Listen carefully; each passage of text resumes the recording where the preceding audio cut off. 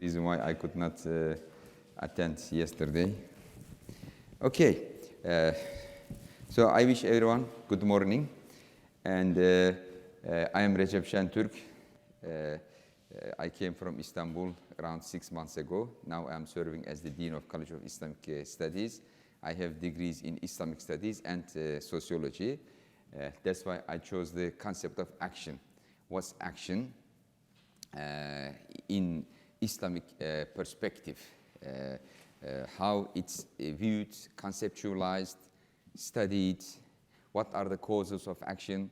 So action is a very central issue in social sciences. And it's called Amal in Arabic, Amal. Amal means action, and it's the subject matter of two important disciplines. One is called Fiqh, the other called Tasawwuf. So Fiqh studies the external, observable, tangible dimensions of human action, and the Tasawwuf studies the inner dimensions, spiritual, intellectual dimensions of Amal. So we have like two disciplines studying, and the social sciences also study Amal. So we have like two disciplines or two sets of disciplines studying human action. So you have a choice. Either you choose one of the social scientific perspectives to study human action, or you use Fiqh or Tasawwuf. Especially like in the Muslim world today, these paradigms, let's call them paradigms, compete with each other, and people are confused.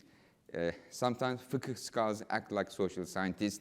They use paradigm from Fiqh. They mix it with Fiqh, and sometimes Tasawwuf people, mess up their study by bringing in some postmodern social theories in it. And this lack of clarity paralyzes their thinking because there is no clear ontology, clear epistemology, clear methodology. And at the end, they cannot produce anything, because clarity in ontology, epistemology, and methodology is the prerequisite to produce something coherent in these fields. But before we pay attention to the concept of action, we need to pay attention to the concept of human, because action belongs to human being, right? So your concept of human is very important in designing your concept of action. So what's a human being? This is human ontology.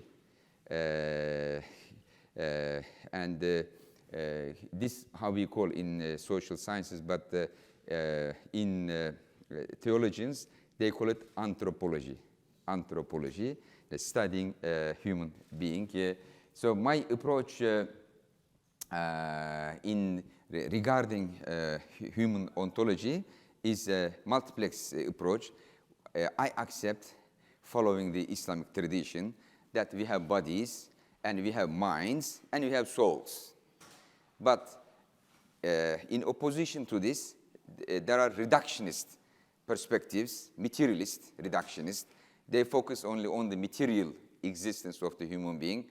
And there are idealist ontologies, which focus on the mental or the spiritual aspect of it. I call them uniplex, in the sense that they have a flat, reductionist understanding of human ontology. And my ontology is multiplex, in the sense that it has multiple layers. So this, like, what's a human being? Who's a human being? This is very much debated issue. And like, are we thrown, to this world abandoned by God, or completely disconnected from God, or maybe there is no God, we are just alone. So it's a long issue, but I just want to draw your attention to that. Like every systematic effort to study human action requires a clear idea about human ontology. And any great social scientist or theologian must have a clear understanding of human ontology or anthropology. What's human being? Who's a human being? So from a fiqh perspective and from a tasawwuf perspective, a human being is a free agent. It's a free agent, but this freedom is not complete, first. Second, it must be guided by divine revelation, by the Creator. And every human being is also reflexive. God created them to be reflexive. They think about their own selves and actions. And also, a human being is relational. We are embedded. But we are not embedded only in the immediate social or physical context. We are embedded in the whole universe. Al-insanu jami'un, says Imam Rabbani, Ahmed Farooq as-Sirhindi. That means a human being is connected to everything in the world, from God to metaphysical world and to the physical world. So there is nothing in the world a human being is not connected to. So we are equipped by, like, our sense perception allows us to be connected to the physical world. Our mind and heart allows us to be connected to the metaphysical world and God. So we have all the receivers with us to communicate. Okay, so today the problem with modern and postmodern understanding of human being is that their approach to human may be described as a disconnected human being. So they take autonomy of the individual to the extreme. And the outcome of it is loneliness in practice. They take to the extreme. Of course, there is autonomy of the individual, but it's not unlimited. It's not endless. So God gave us like autonomy, but this autonomy is a limited autonomy. And how this autonomous individual acts, it needs guidance. That's why God gave us hearts, minds, etc., to and also send messengers to guide us. I'm skipping these things. So Atah Abdurrahman talks about al-insan al-muttasil, that's like disconnected human being, and also al-insan al-muttasil, connected human being who's embedded. But even like in social sciences, when they talk about the social network of the individual. This is again like a uniplex understanding of this connectivity, focusing only on the social level. Of course, we are socially connected, but we should not disregard other connections, horizontal connections and vertical connections. So a human being, from Islamic perspective, is addressee of God. Every human being is an addressee of God. God speaks to every human being, mukhatab, and this address by God is to every human being regardless. And this khitab, this address, being addressed by God, is really a very important source of honor for every human being, to receive a letter, from a top, official, for instance, a big honor, right? The president sends you a letter, communicates with you, so it's a big honor. So every human being is in constant communication with God, and they are addressed by God. And this address includes taklif, guidance, to human beings. And this is a reflection of the love of God to human beings, not just to impose duties on them, but help them to have a happy life, decent life, honorable life. And every human being is mukhatab and mukallaf, addressee and also responsible, accountable. Because even if God did not address and speak to human beings, we are still accountable. We are still responsible. But this address, divine speech, makes us more aware, clear that we are accountable, and our accountability not only in front of other human beings, not only before our supervisors, not only before people who employ us and write our job description, but also in front of Allah Ta'ala, God. He's the ultimate supervisor. he writes the ultimate job description, life description, all comprehensive. So you are accountable to him as well. So today, when we study human beings and their actions, this issue of being addressed by God and also being held accountable is very important. The outcome of it is husn and kubuh, goodness and badness of the human action. So how do you know whether something is good or bad?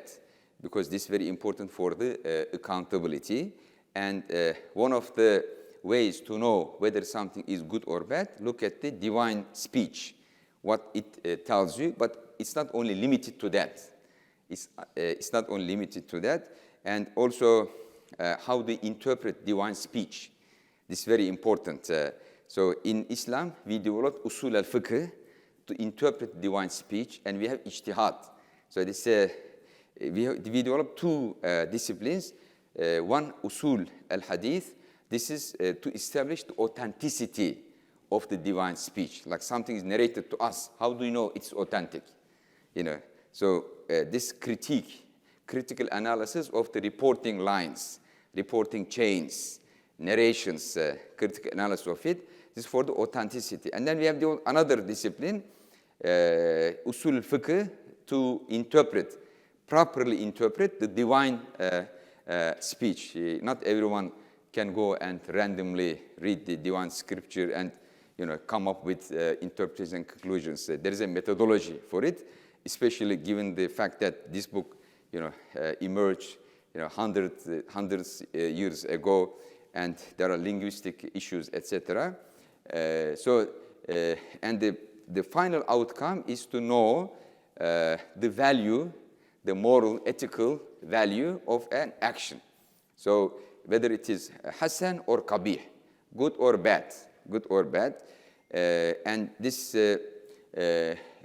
but good actions, they are also classified among themselves into subgroups, okay? So some good actions are obligatory, mandatory, everyone must do it. Some, promoted, but not really mandatory. Some praised, it's good if you do it, but if you don't do it, you are not responsible for it. So you see that a multi-valued logic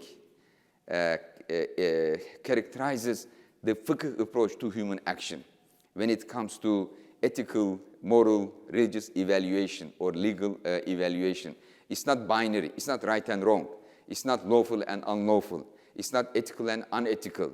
It's like the ethical ones, fard, wajib, mandub, mubah, these are ethical, under the ethical, moral, legal.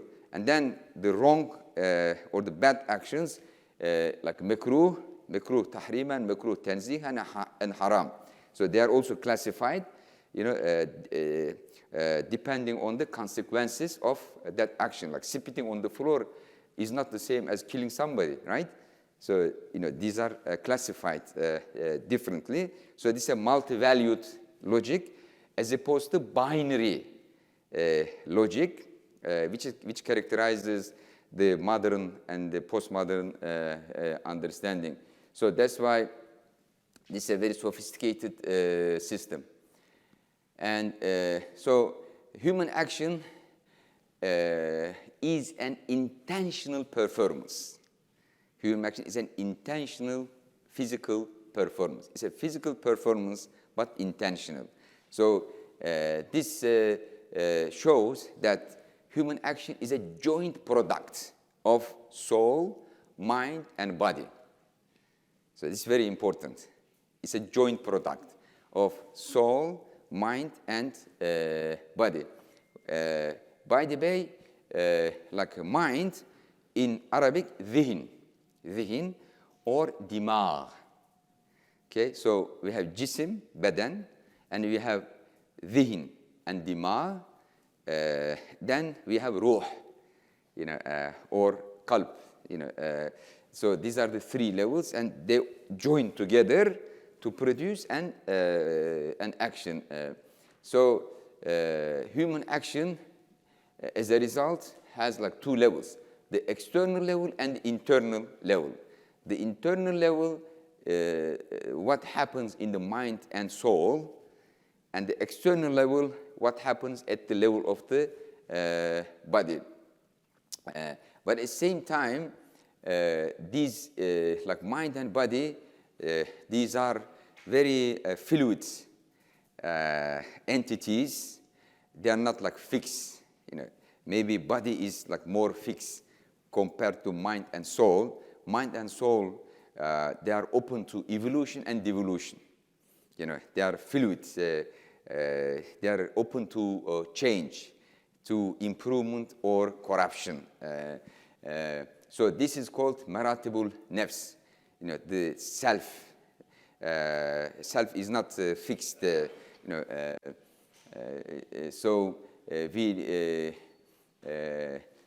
So the internal level of human actions are studied by tasawwuf, the discipline of tasawwuf, and then the external level is studied by the discipline of fiqh. So zahir and batin. For the zahir of human actions, we have fiqh. For the batin, we have tasawwuf. In social sciences, there are idealists like Weber. They focus on intentions. And then there are positivists. They focus on the observable dimension of human action. For us, this is a pseudo-dichotomy. It's a false binary. Why not study both?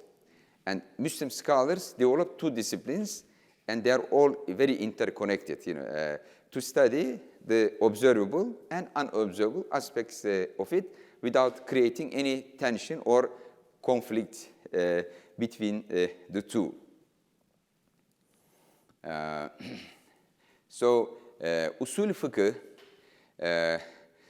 is the method Muslim scholars developed to study human action, and contemporary scholars, as I have mentioned, either focus on the like statistics, and the observation for the explanation of human action and society.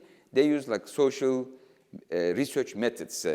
For fuqaha, for our scholars, we have the method of usul fiqh, and this is 15 centuries old method, very sophisticated. It's used to study human action.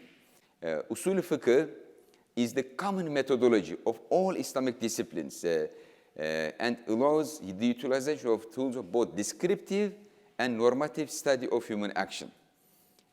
So both methods are included because you have to know what something is. Then you can make a judgment whether it's good or bad. Without knowing what it is, how can you judge whether it's good or bad, right? So usul fiqh requires exploring what something is about and then how it should be. Is and ought statements are combined. In usul fiqh is not only about normativity. It's about objective analysis as well. And actually today, if you go to any mufti and ask a legal question, first they would not like to know what is this about, right? So this is analysis, objective analysis. Then they build their judgment on it. So empirical analysis precedes any normative thinking and decision about this. So normativity, as I have mentioned earlier, is not based only on divine speech. Divine speech is one of the sources of normativity.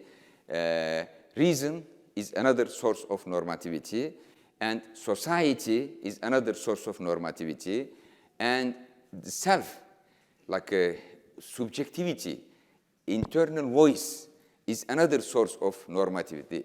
And these are all combined by usul fiqh and utilized in interaction with each other. So there are certain things you need to rely on divine speech, certain things you need to rely on inner voice. Like istafti qalbak walaw aftaka al-muftun. Prophet Muhammad said, ask your heart.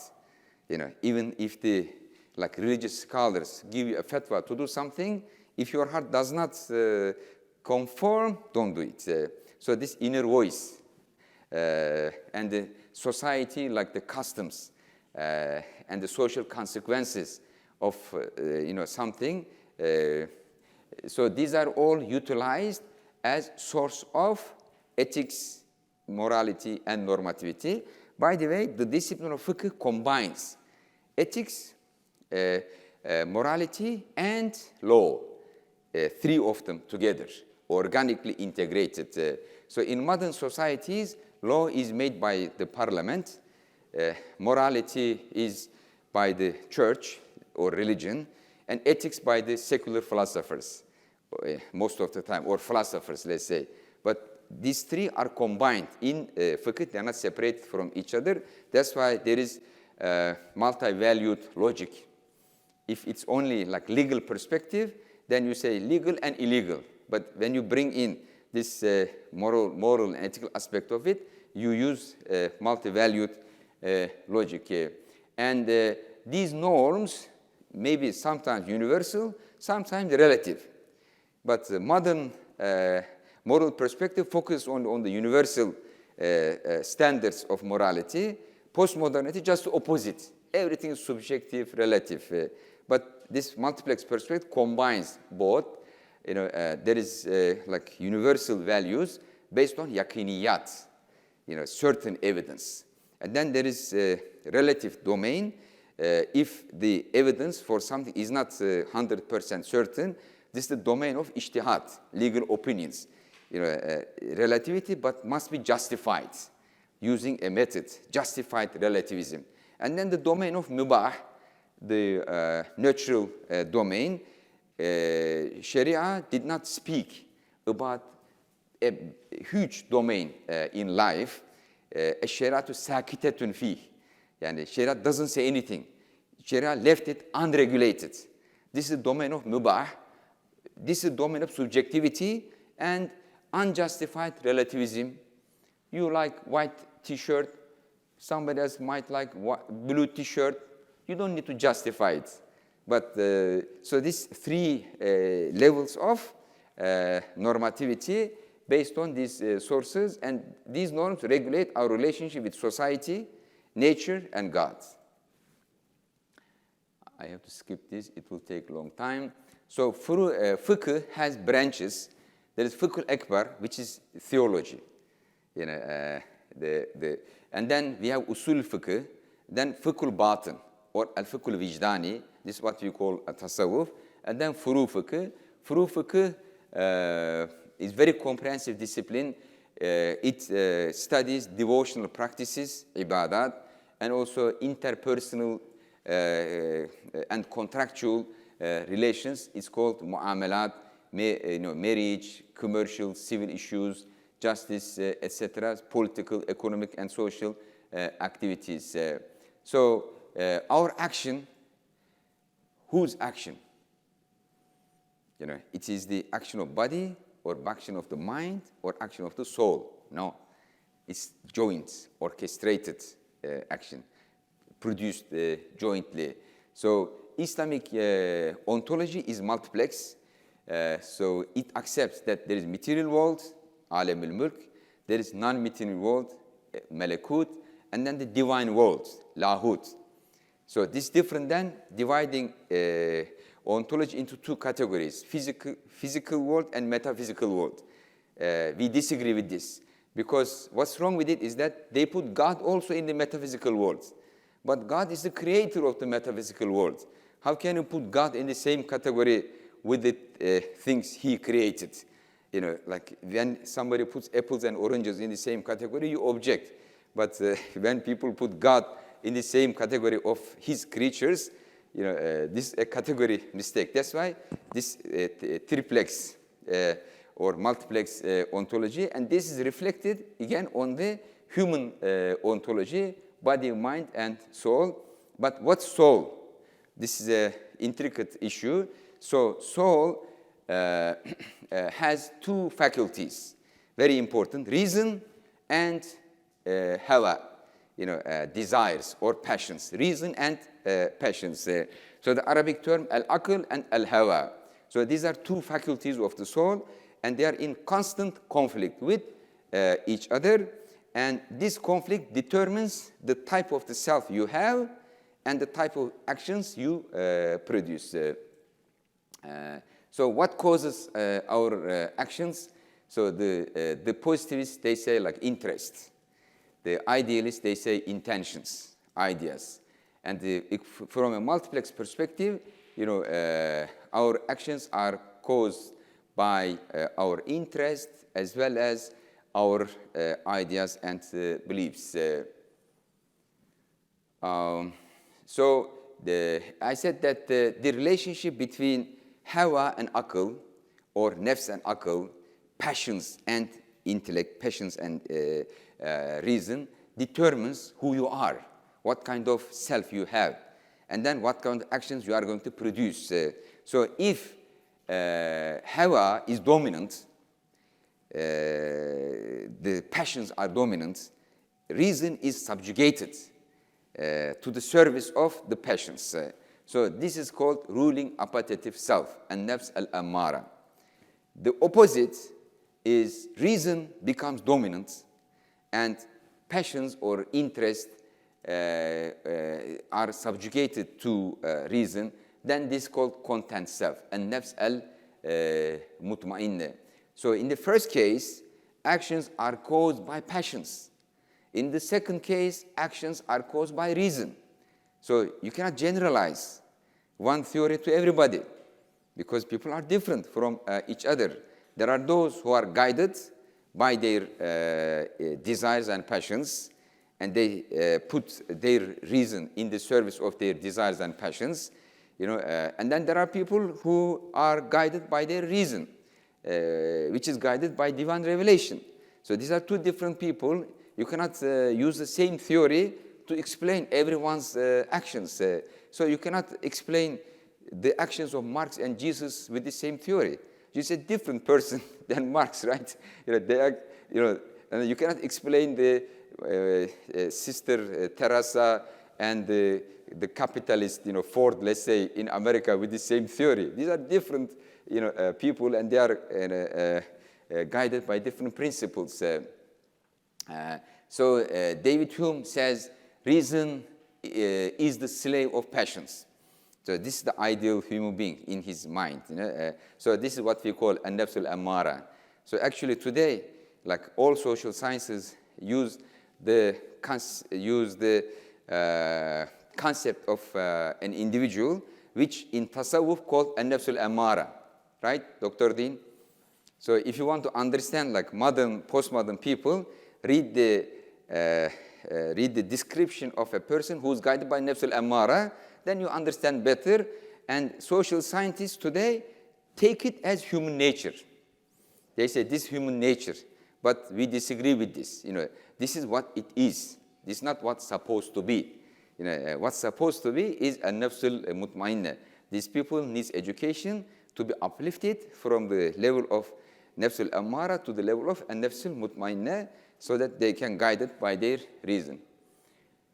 So hawa, these are like the strong desires and passions, but the hedonistic desires. I mean, desires are okay. Islamically, it's okay, as long as they are within the lawful boundaries. But the passions or the desires we are talking about, they are the extreme ones. Who doesn't accept any boundary. So they are called al-hawa, and there are many verses in the Quran, drawing our attention not to follow al-hawa, these hedonistic desires, these unlimited desires. And the Quran says that hawa is the cause of atheism. Hawa is the source of injustice. We intellectualize atheism so much. But the source of atheism is hawa, following desires, not the intellectual, conclusion. So we should discuss this in another time. What's the source of atheism? Is it the intellectual quest or following the hedonistic desires? And Abdullah ibn Mas'ud said, "Antum fi zamanin yakudu al-haqqu al-hawa." وَسَيَأْتِي زَمَانٌ يَقُودُ الْهَوَى الْحَقِّ. So he said, now we are living at a time desires are controlled and guided by the truth. But a time will come, truth will follow the desires. This is post-truth era. Yes. Okay. So this is a very important study by Albert Hirschman. So he says that self-interest used to be part of the passions or lust and condemned by the Christian thinkers. But it has been singled out to be a rational act in the modern period. So making self-interest the principle of life is called hubbud dunya, from Islamic perspective. So it's very interesting shift in Western thinking, in like singling out, following self-interest and making it principle of life. But it used to be condemned, in the past. Muslims still condemn it, but we are getting influenced by the Western thinking to become rationalist. Okay, so what's reason? Reason has two types for Muslim thinkers. There's aqlul ma'ashi, the instrumental rationality, and then aqlul ma'adi, metaphysical rationality. So those materialists, capitalists, they focus on instrumental rationality to satisfy their desires and meet their needs in this world. But aql ma'ashi takes this world and the next world into consideration. And Prophet Muhammad said, "Al-kayyisu man dana nafsahu wa amila lima ba'da al-maut." The smart person, the intelligent person is the one who controls his desires and works for the hereafter. All right. From a tasawwuf perspective, as I have already mentioned, there are three types of self.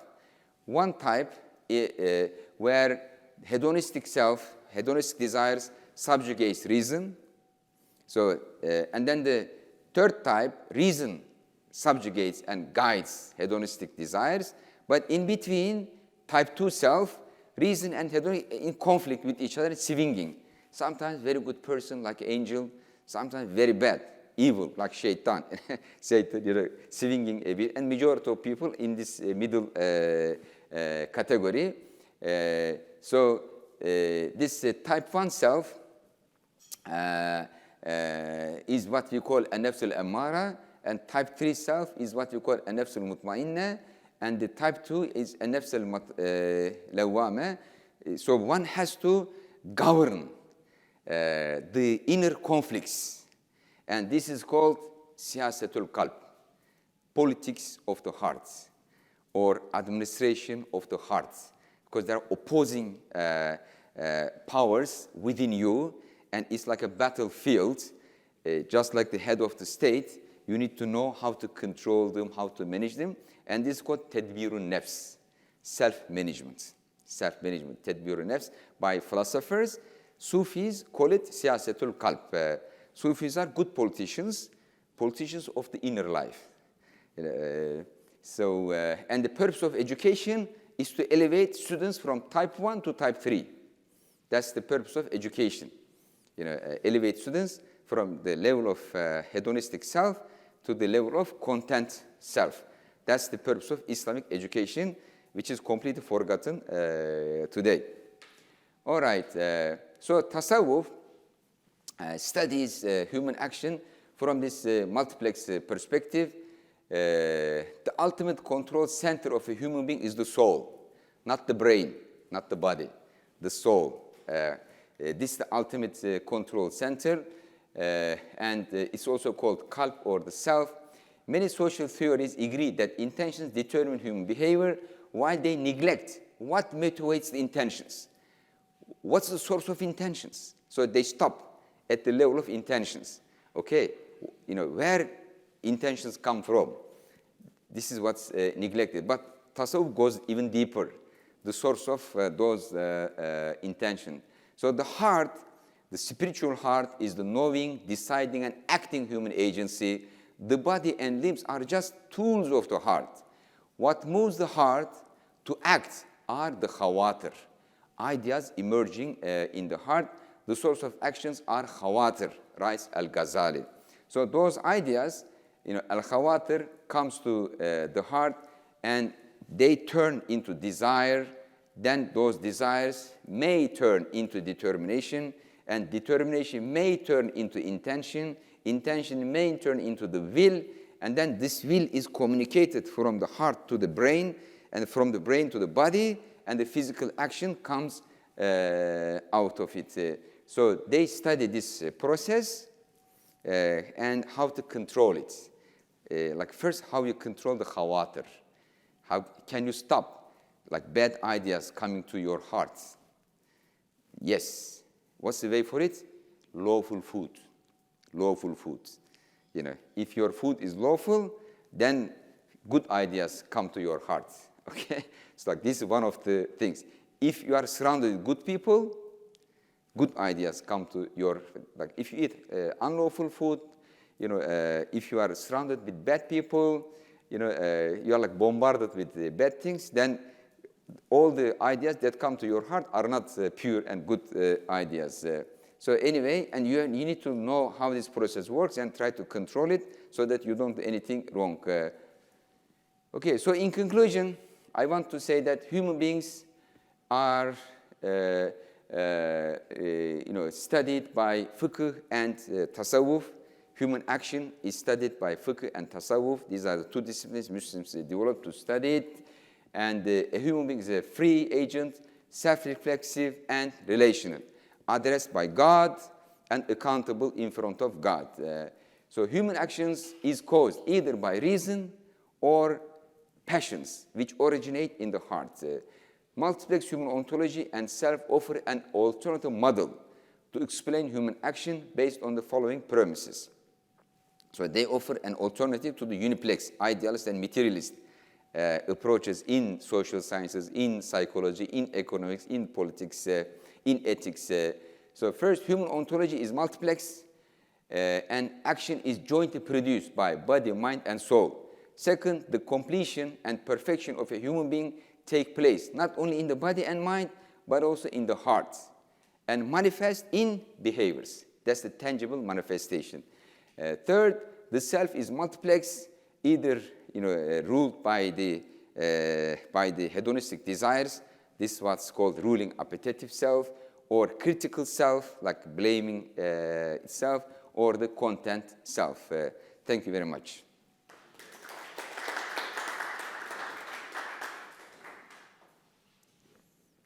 So how do we proceed? Okay, at the end. Okay, thank you. Thank you.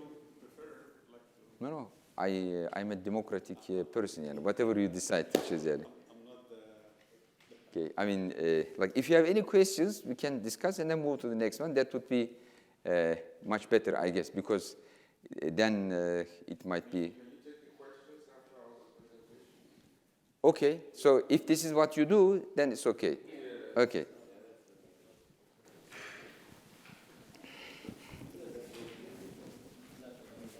Give me a minute.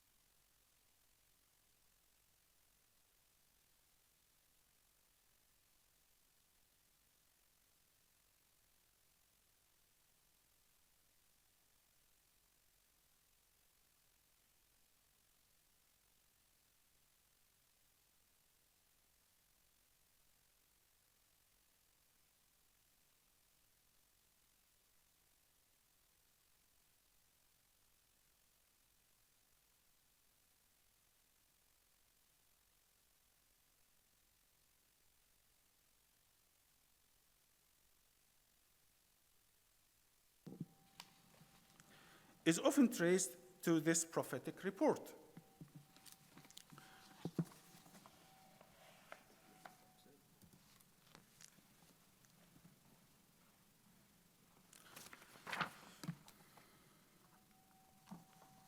I am but a human, and you bring your disputes to me. And it may happen that some of you may be more eloquent than others. And as a result, I may judge in his favor. Therefore, if I end up allocating to someone a right that belongs to his brother, let him not take it, because it would be as if I am giving him a piece of fire. This report underscores the inherent tension between the need to settle disputes and achieve justice on the one hand, and the difficulty of knowing reality in a comprehensive or deeper sense due to the judge's inability to know secrets or hidden information on the other. The report indicates that conflict have to be resolved on the basis of external evidence, and this is the most that human justice in this world can do. Moreover, the report acknowledges the possibility that judging on the basis of available external evidence might not always achieve justice in a full or absolute sense, especially in cases of fraud, false testimony, or other means of manipulation. Full or absolute justice are known only to God and will be accounted for in the hereafter. In this world, approximation of this type of justice is relegated to the conscience of the believer. With regard to this duality in Sharia, or Sharia-based rulings, the famous jurist and scholar Al-Shafi'i, the founder and the eponym of the famous legal school or madhab, noted, God Almighty, glory be to him, issued two types of rulings for his servants, one between him and them, and another between them in this worldly life. For the first ruling, between people and God, he holds them responsible for external as well as internal deeds, as he knows both what they manifest as well as what they conceal. He has informed them by way of establishing proof against them in the Quran. He knows the secret and what is even more subtle. And he knows the betrayal of eyes and what is concealed in the hearts. On the other hand, he created his creatures in such a manner that they are unable to know except what he permitted them to know. And he kept internal realities from his servants. He sent messengers to clarify and establish his rulings among them, and explained to his messengers and creatures that rulings between them should be based on external realities only. By the 5th, 11th century, so from the time of Shafi'i in the 2nd, 3rd century to the time of Ghazali in the 5th, 11th century, fiqh has developed into a highly technical field, as we heard yesterday from Dr. Dean, with greater emphasis on formal legal constructions and less emphasis on devotional and spiritual aspects.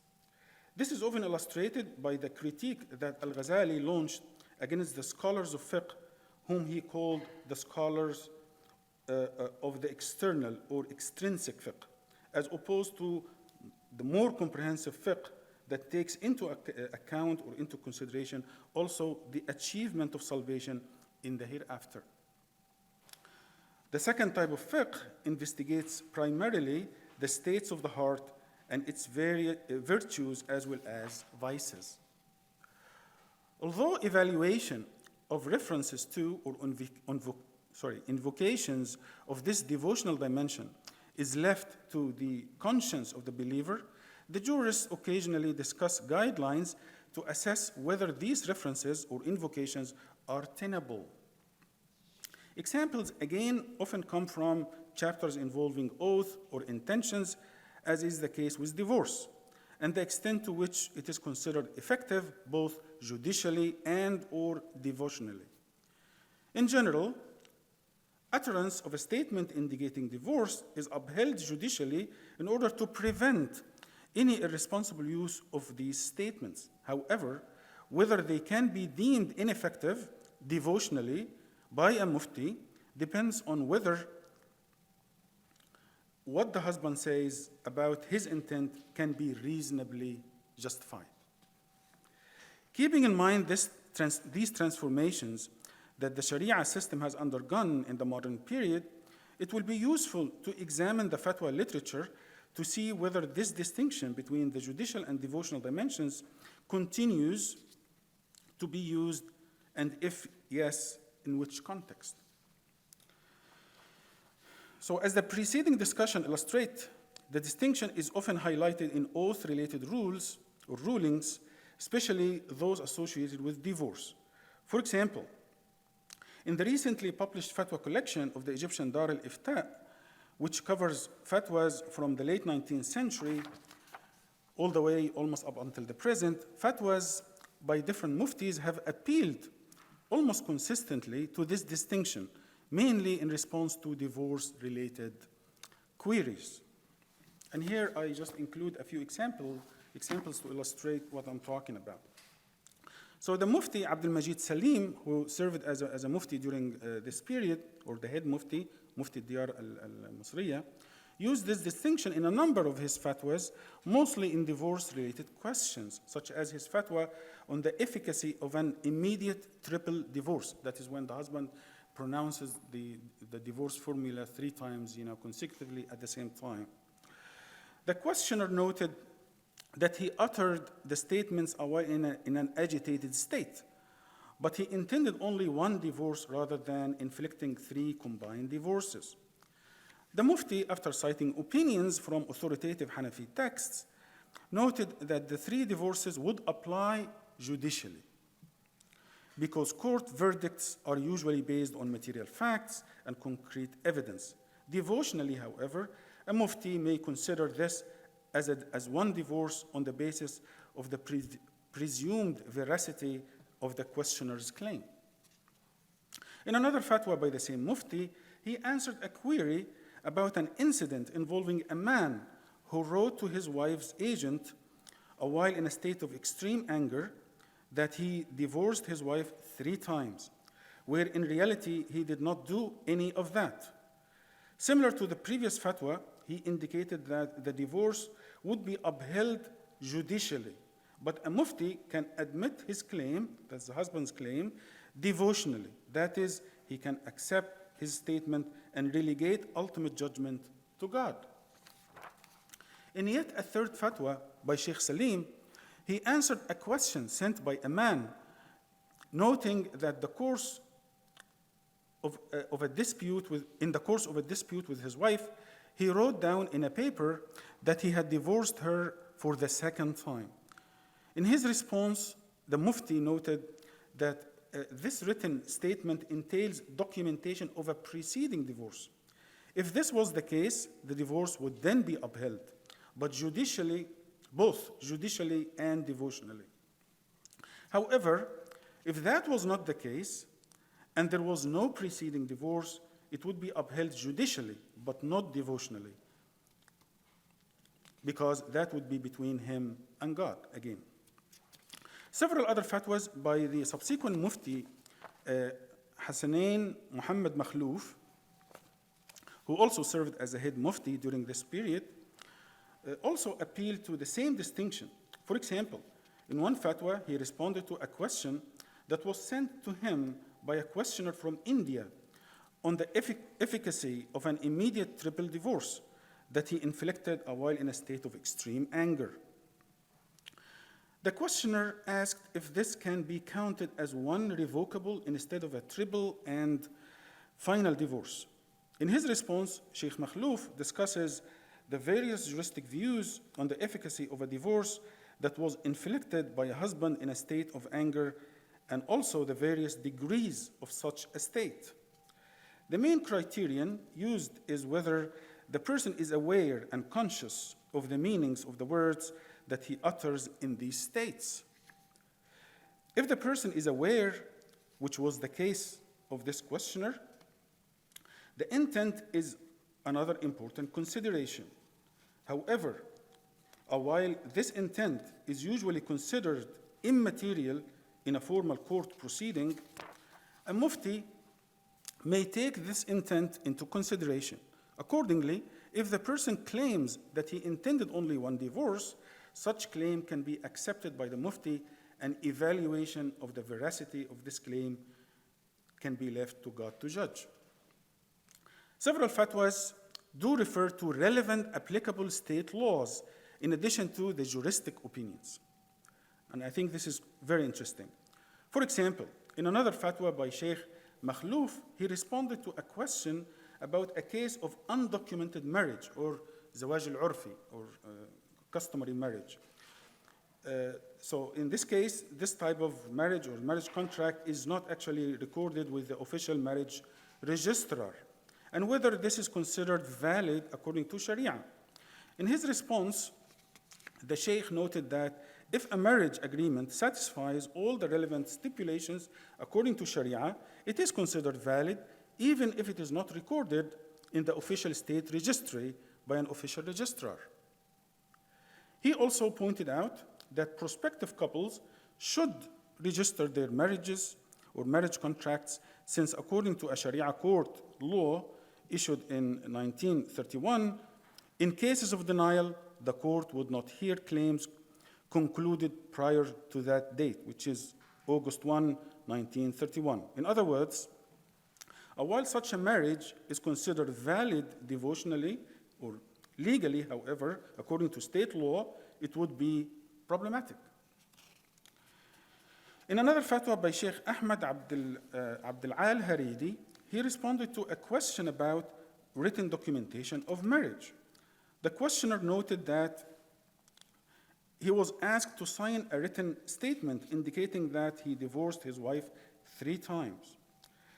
The Mufti noted that if this was true, it will mean that he divorced his wife only once. This is mainly in accordance to law number 25, which was issued in 1929, to the effect that immediate multiple divorces count only as one divorce. So this is very interesting, because you see here the Mufti is appealing not just to classical juristic discussions, but actually to state law, or codified Sharia, in other words.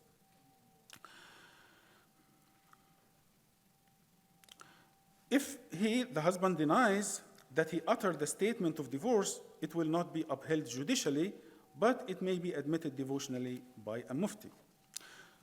So these fatwas do refer to tensions not only between the judicial and devotional dimensions of legal Sharia-based rulings, but also with applicable state laws as well. In the fatwa literature, this distinction does not only appear within the context of questions related to marriage or divorce, but in a wide range of other civil and financial issues as well. For example, in the fatwas of the famous early 20th century scholar Rashid Rida, he appealed to this distinction in several occasions. For example, he noted that within the domain of interpersonal transactions, the meaning of diyana would be the absence of harm, fraud, or deception. And that would be the main criterion to determine the validity of a sale agreement, devotionally. In another question about the fulfillment of undocumented promises, he noted that they should be fulfilled devotionally, but not judicially. So, by way of offering a brief conclusion, we can just say that these devotional dimensions help clarify significant areas of interaction between purely legal and broader devotional and moral considerations within the Islamic legal structure. With the growing influence of codification and secularization, these dimensions help explain the continuing appeal to Sharia in broader ethical and moral debates, both at the individual as well as the collective levels. The fatwa literature can be helpful in tracing the persistence of these devotional and moral dimensions of juristic rulings. At the same time, it can also help reveal interesting tensions not only between these various legal, devotional, and moral dimensions within juristic rulings themselves, but also with other competing secular or state legal systems as well. Thank you very much.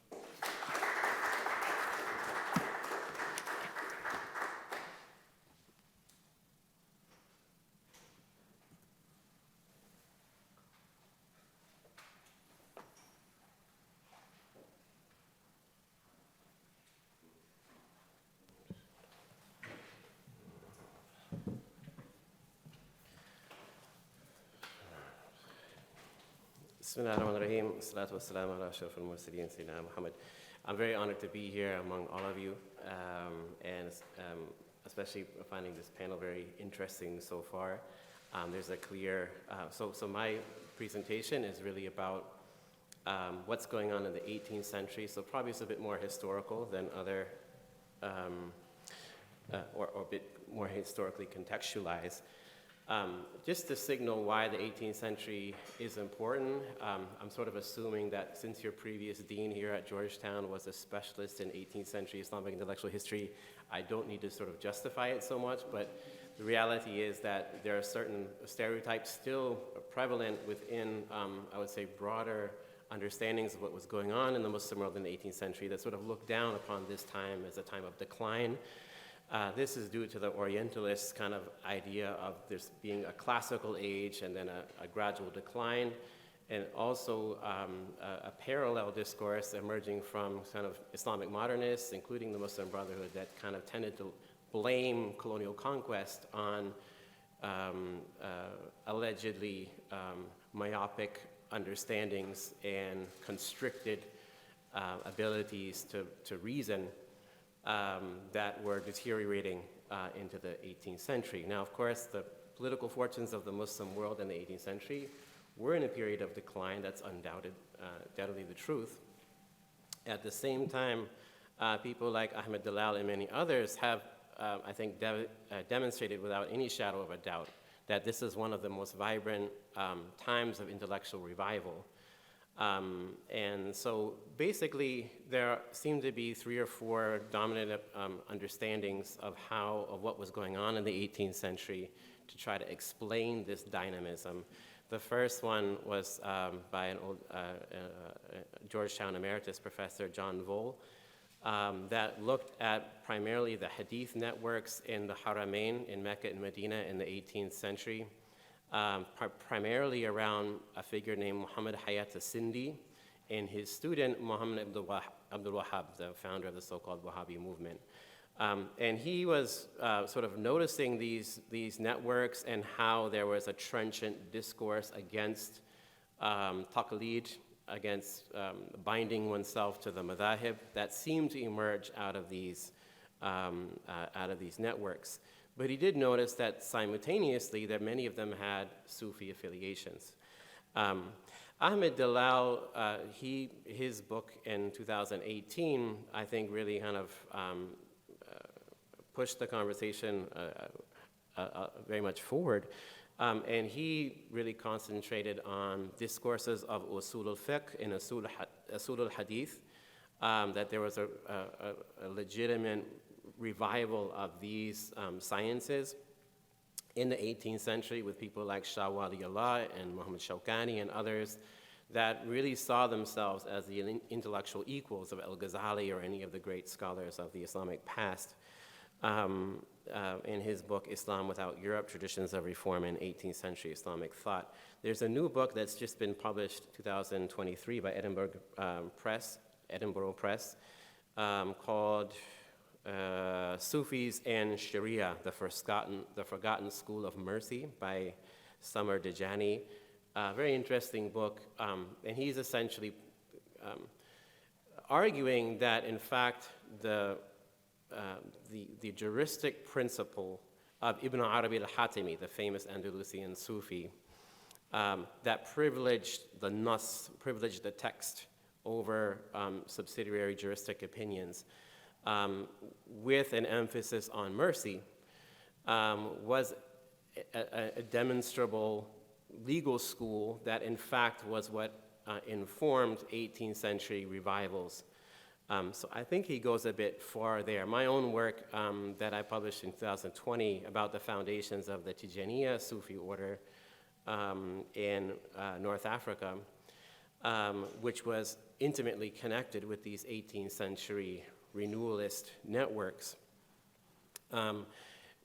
Return to Harvard professor Khalid Urwayb, his opinion on tahqiq, the idea of actualization, that what was actually going on was an idea of trying to verify and actualize the fundamental sources of all of the inherited ulum ad-din, the religious sciences, but that process of verification and actualization took different forms, I argue, in different fields of knowledge, right? So within Sufism, there were the idea of the Tariqa Muhammadiyya, or the kind of path of the Prophet Muhammad that would include visual encounters with the Prophet Muhammad. That was a form of tahqiq within Tasawwuf, but that didn't mean that visions of the Prophet were informing necessarily how one thought about ijtihad or new theories of legal reasoning, that these scholars respected different procedures of verification within each of those sciences. And so one of my arguments is essentially that we actually have to look at these ulum ad-din, these various religious sciences, in collaboration with each other. And I don't think that has been properly done yet. On the one side, people paying attention to just what's going on in hadith, the other side, people just paying attention to what's going on in usul al-fiqh, and not sort of recognizing how all of these specializations and procedures for verification and actualization within each of these religious sciences are in fact in dialogue with each other. And I think that's neatly summarized in the statement of Sheikh Ahmad Tijani, dies 1815 and is buried in Fez. He says, respect the scholars, the ulama, or the fuqaha, as long as they are the door to the law, but abstain from frequenting them so long as they are dominated by their nufus, their ego selves. So what I really want to talk about today is a few different scholars. One, I want to return particularly to Muhammad Hayat al-Sindi, who dies in 1750. He's from the region, as his name indicates, that it's situated in Pakistan today. Sindh would have been part of the Mughal Empire at the time, but he is one of the great scholars in Medina. He dies in 1750, as I said. He's a Naqshbandi Sufi, and he has a Sheikh Saqaf Ba'adawi, who's from Hadramaut in Yemen, who was his Naqshbandi initiator, but he's also a student through his teacher, Muhammad Sindi, to the very famous Ibrahim Qurani, who dies in 1690, one of the great scholars of the late 17th century in Medina Munawwara, that most of these connections, these revivalist networks, are connected through. So you can see why John Vaux was very interested in these connections. Ahmed Dalal doesn't pay much attention to them. He says they don't actually tell us much, because Muhammad Hayat al-Sindi was a Sufi, but Muhammad Abdul Wahab was not, and one studied under the other, so they don't tell us anything. I could disagree. I think that there were important exchanges of knowledge that happened, and I think Muhammad Abdul Wahab's relationship with Muhammad Hayat al-Sindi cannot be representative of what was actually going on, because in many narrations, even though the Wahhabi texts say that Muhammad Hayat al-Sindi was one of the 10 most important teachers for Muhammad Abdul Wahab, traditions internal to the Naqshbandiya say basically that Muhammad Hayat al-Sindi threw him out for lack of good adab, right, of good manners. So I want to focus on Muhammad Hayat al-Sindi. I want to focus also on Muhammad al-Sanusi, who's the founder of the Sanusiya Sufi order, who was a student of Ahmad ibn Idris, dies 1837, who would become a great scholar in Mecca in the beginning of the 19th century. I'll focus, subsequent iterations of the paper will also focus on Al-Hajj Umar Futi Tal, the great jihad leader in West Africa from the Tijaniya Sufi order, and then I'll look a little bit at the Sheikh al-Islam of West Africa in the 20th century, Sheikh Ibrahim Niyas, also of the Tijaniya Sufi order. And I'll also look tangentially at Salih al-Fulani, who dies in about 1790, originally from the area that's now called Guinea, Fouta Djallon in West Africa. One of the reasons that I really like looking at the 18th century is because it's before really the colonial conquest, and we see kind of exchanges of knowledge on a global scale happening in a very different kind of a way where the periphery influences the center, not only the other way around.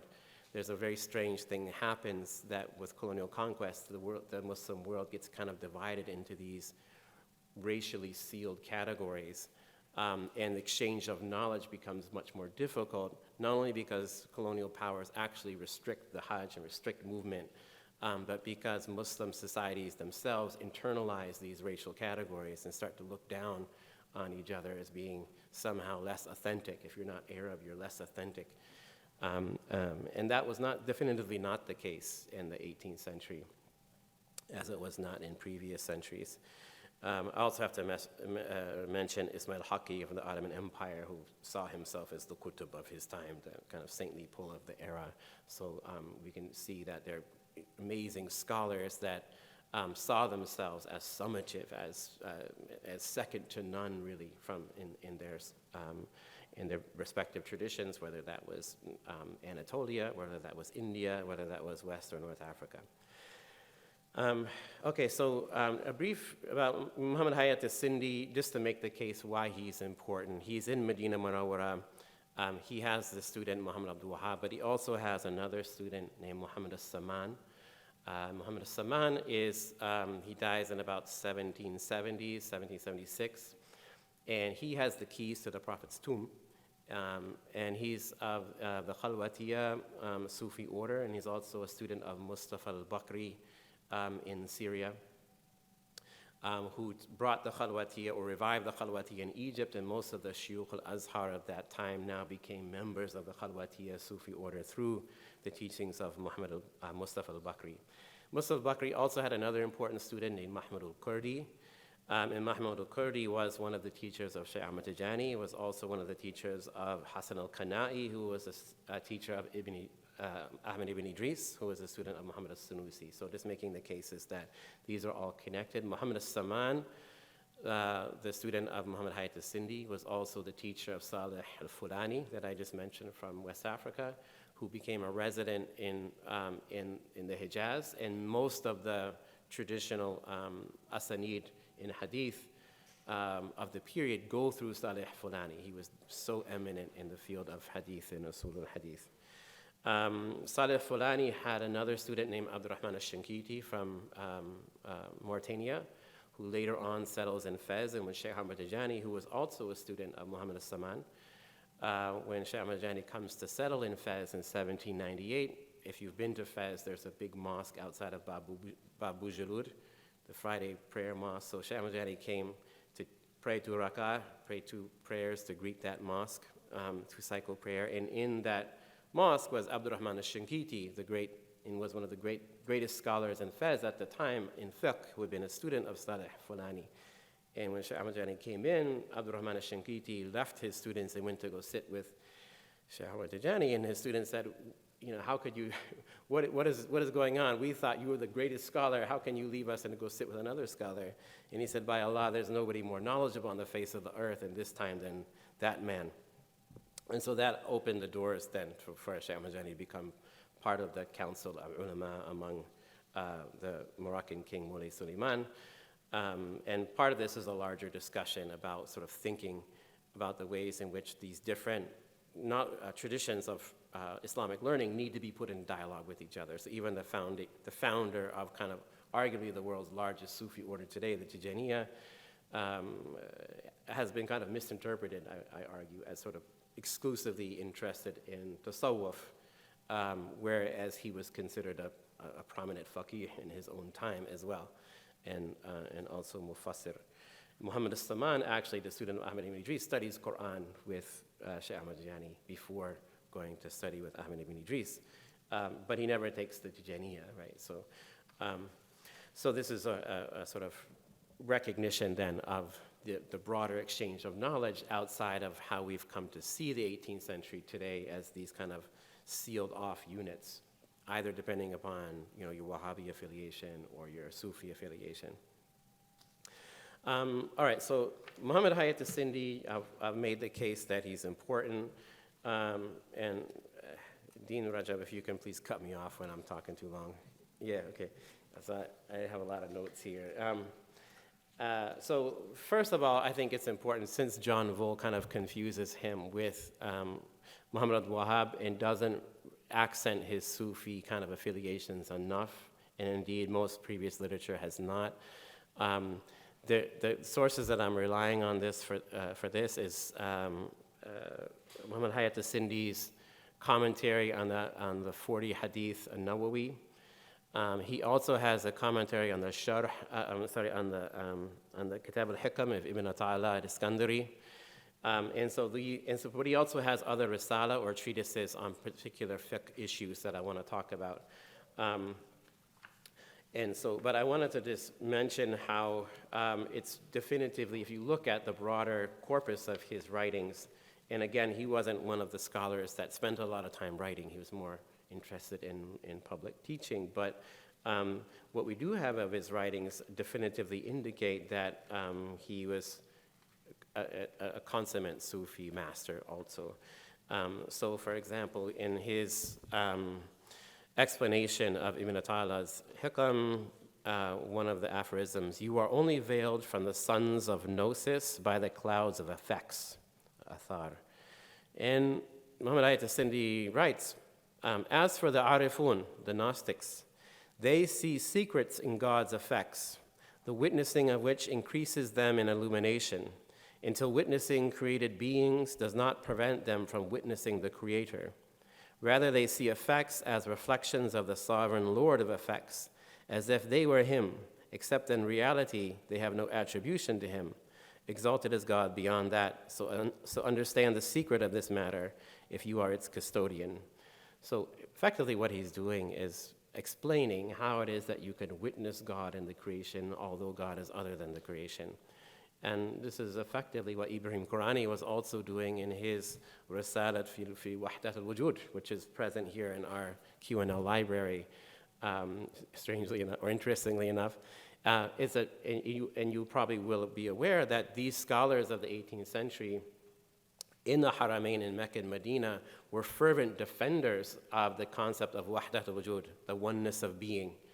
And they actually made disparaging assessments of Ahmed Surhindi for his backing away from the concept in India at the time. So I think Muhammad Hayat al-Sindi seems to be sort of defending this concept. As for his explanation of the hadith, the very famous hadith about the Maqamadina Thalath, about the 3 stations of the religion, where you have the angel Jibreel is coming to the Prophet in this very famous narration and puts his hands on his thighs and asks him, tell me about Islam, and then tell me about faith, and then tell me about spiritual excellence. And the Prophet responds. One of the interesting things that he says right away is the importance of adab. So he says, this hadith is a magnificent source among the sources of the religion. Every servant who desires the face of God the Most High must have sincerity in his actions, exclusive of everything other than him. If he is insincere, if he is sincere, he succeeds, and if his actions are only to be seen, he is in loss. Sincerity does not enter a person except when he knows the magnificence of God and observes him in his creation. And he says, this is a hadith about adab. He says the teacher must not be stingy in teaching, just as the student must not lack adab in learning, or good manners or etiquette in learning in both words and deeds. As knowledge is a divine trust, its people must fulfill its rights by transmitting it with proper etiquette. And so he's definitively accentuating the idea of person-to-person knowledge transmission also. But as when he starts to explain ihsan, and I'm going to try to read it in Arabic just because I think the words are loaded with meaning, which means, according to the hadith, that you should worship God as if you see him, because if you don't see him, he sees you. He says, وَلَا بُدَ لِلْإِنسَانِ مِنَ التَّخَلِّي وَتَحَلِّي حَتَّى يَكُونَ أَهْلٍ لِتَجَلِّي فالتجلي أن يطهر ظاهره والباطن عن قاذورات الذنوب وإخلاق ذميمة بتوبة صادقة وحرام على من كان متدنسا بدنس المعاصي وإخلاق القبيحة أن يؤذن له بدخول في حضرة الربانية إذ لا يدخلها إلى المطهرون وتحلي أن يزين ظاهره وباطنه بالطاعات والخيرات ويزيل بها ظلمات السيئات فمن طهر عن نجاسة المخالفات وتزين بزينة الطاعات استهل أن يتجلي لقلبه رب الموجودات. So you can see how he rhymes his prose. Very beautiful. But rough translation would be that the human being must purify and beautify himself, takhalli wa tahalli, until he becomes among the people of divine manifestation. Purification is to purify the external and internal from the filth of sins and blameworthy character traits with sincere repentance, and to forbid oneself from the defilement of disobedience and the ugliness of character until one is given permission to enter the divine presence. And none can enter it except the purified. Beautification is to adorn the external and internal with obedience and goodness until the darkness of evil deeds recedes. Whoever purifies himself from the impurity of divine contravention and beautifies himself with the beauty of obedience, he becomes worthy of his heart receiving the manifestation of the Lord of all beings. Beautiful statement. And I think what's very interesting is that this tripartite steps or progression of purification, takhalli, tahalli, tajalli, is often replicated in many Sufi orders, especially when they talk about the practice of their litanies, right? Many of which are based upon the three basic practices: istighfar, asking God for forgiveness, prayer upon the Prophet, and or salat ala nabi, and saying la ilaha illallah. This was certainly true for the Tijaniya, as it was for the Shazaliya and others. And basically, they always say that, the istighfar, the prayer upon asking for forgiveness, is the emptying of the self, right? Takhalli. And salat al-nabi is tahalli, the beautification of the self. And saying la ilaha illallah, or the tahleel, the testimony of there is no God but God, is the tajalli, is to make oneself the recipient of divine manifestation. So, definitive point here, Muhammad Hayat al-Sindi is an accomplished Sufi, even if one of his students became sort of anti-Sufi later on.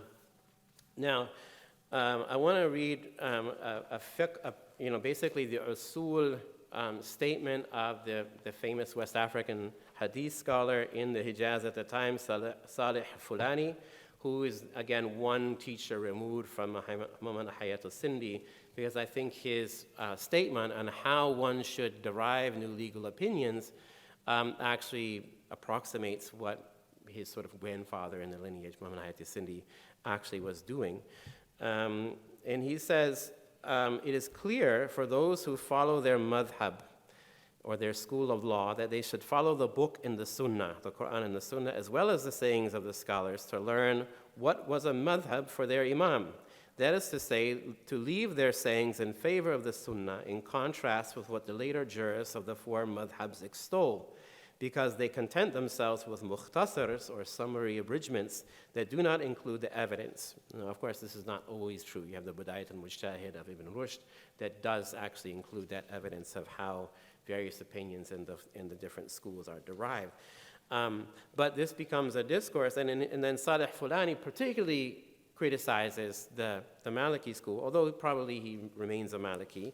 He says those who came later, of the fanatics of the Malikism, claiming that the sayings of Malik in the Mudawwana is preferable over the sayings of others there and elsewhere, and the sayings of Ibn al-Qasim in the Mudawwana is one of the key texts of Maliki jurisprudence, is preferable over the sayings of others in it, and the sayings of others in it is preferable over the sayings of Ibn al-Qasim elsewhere, and so on, of what they considered well-founded, while it is evident that a saying is only preferable by comparing it with the evidence of the book and the sunnah, and consensus and analogy concerning it, not merely by its existence in a particular book like the Mudawwana.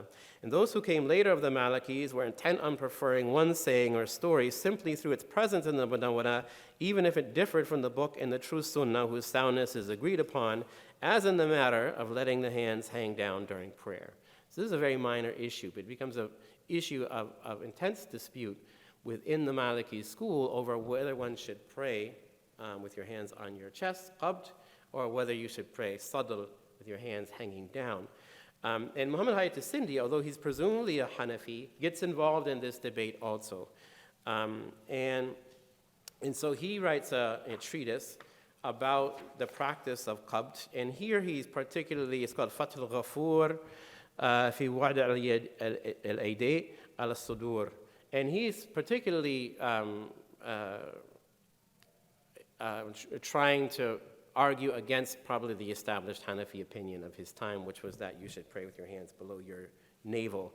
And so what he does is reads all of these hadith that talk about the position of the hands in prayer in a very close fashion, and basically suggests that this one gharib or singular hadith that talks about putting the hands under the navel is probably not to be accepted based upon the asanid and also the content and with what other hadiths say. But what's interesting to me, so he's basically saying that, which is essentially the Shafi'i opinion. He's adopting the Shafi'i opinion of the hands of where the hands get put into prayer, based upon his reading of the hadith. But what's interesting, I think, and he's relying on Ibn Hajar al-Asqalani and others, and he says, he finishes this treatise by saying, indeed, the breast or the sadr is the place of light in Islam. So its protection by the hands over it in prayer is more appropriate than pointing toward the private parts by putting the hands below the navel. And it is closest to humility, and humility is the beautification of prayer. So what's interesting here is even though he's starting with a very rigorous assessment of the hadith and then the different fiqh opinions from the different schools, he's essentially ending with what is essentially a Sufi argument, which is about how he considers this particular way of holding the prayers to be closer to khushu' or true humility in prayer. And so I think he has another treatise about the length of the beard, right, which is interesting. He basically argues that the people that are saying that it's just only mandub to wear a beard are they're mistaken.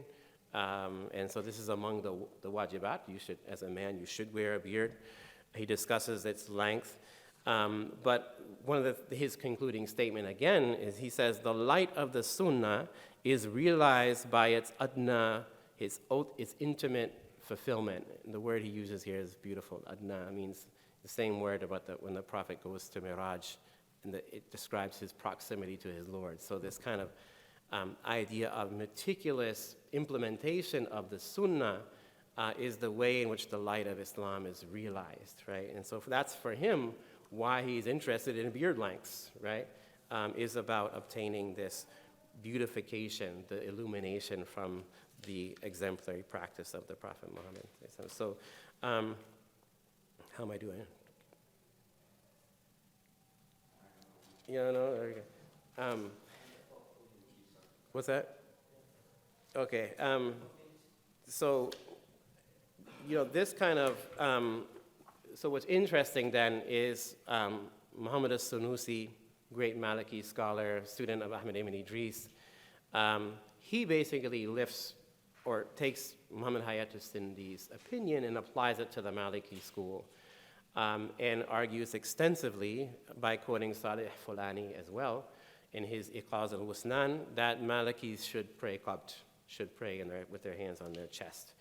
So incidentally, when the time of Shaykh Ibrahim Niyas in Senegal, he has a book, Raf' al-Malam Aman Rafa'a wa Qabada Yaqtida bi Sayyid al-Anam, essentially is replicating Sindi's argument and Muhammad al-Sunusi's argument. And he's doing so in a very interesting way, not only by citing the Iqaz al-Wusnan of Muhammad al-Sunusi, but essentially saying that, first of all, let's not pretend that we should all be considering ourselves members of a particular school. He says, membership to a particular school of law is confined to the scholars. For the layperson, they should be just following who is the scholar in their place. Otherwise, it's like a person ignorant of grammar claiming to be a grammarian, saying I'm a Maliki or I'm a Shafi, but you don't actually know the dalil or the evidences upon which that school is based.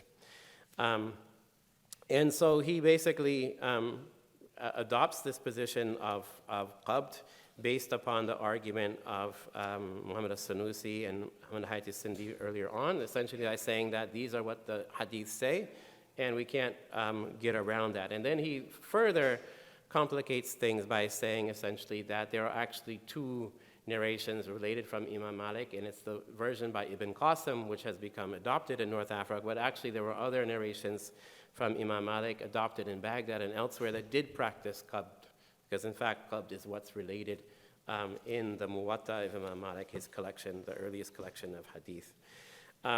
So I'll just conclude essentially by saying, and I would also point out that when he finishes the argument, he does so in a way that directly mirrors that of Muhammad al-Sindi. He says the heart is he said you should put your hands over your heart, because the heart is the place of intention and niyyah, and it is accepted practice that whoever would guard something will put his hand over it. So again, he ends with essentially a Sufi argument, even though he's now in my own, even though he's essentially presenting an elaborate usuli argument. In my own field research in Senegal, the Sheikh Ibrahim Niass's grandson told me that in fact in 1944, when Sheikh Ibrahim wrote the book, he did so after seeing a vision of the Prophet praying qabd. And so he doesn't put that in his book, but it is also a good indication of how there's a sort of dialogue between Sufi versions of tahqiq and juristic versions of tahqiq. So at the end of the day, I think these discourses about what's going on in terms of ijtihad in the 18th century need to be understood in terms of the lived practice of the communities that connect to them. And that's been the missing part in my mind about what's been, so people look at the statements of Ahmed ibn Idris, for example, even they look at the statements of El-Hajj Umar Futital and the Kitab al-Rimah, and they say, wow, these people completely rejected the four madhahib. But if you look at their continuing practices of their communities in history, you'll find that the community of Muhammad al-Sanusi were Malikis, for example. You'll find that most of the Tijanis in North and West Africa have remained Malikis. And Shaykh Ibrahim Niass, he would say himself, نحن مالكيون ولسنا مماليك Imam Malik, right? We are Malikis, but we're not the slaves of Imam Malik. But nonetheless, even when, so for example, the Maliki opinion is that when you're reciting a chapter of the Quran after the opening chapter in any of the obligatory prayers, you should recite a complete surah, right? It's mandub or makruh to recite something that's just an ayat or something like that, a verse of the Quran. And so Sheikh Hassan Sisi, the one that I studied with in the beginning in Senegal, always used to recite Lillahi ma fi, the end of Surah Al-Baqarah and Salat al-Isha, the evening prayer, which is not a surah, it's just a couple of ayats. And so Shaykh Ibrahim actually heard him doing that one time and said, hey, we're Malikis, right? Don't forget that we're Malikis. So I think this is an important indication then to look at the discourses of ijtihad that are emerging in the 18th century, to think about how they're actually lived in practice. And so what's going on here, in my mind, is not a complete rejection of the madhahib. It's a sort of understanding of how we can verify the sources of these madhahib while retaining their form as an important means of scholarly exchange, of discourse, but also of the exploration of meaning. And I think that's the way the madhahib, at least in the minds of these scholars, were originally intended. And that exploration of meaning included theological reflections, juristic reflections, but also Sufi reflections. Right. So thank you very much.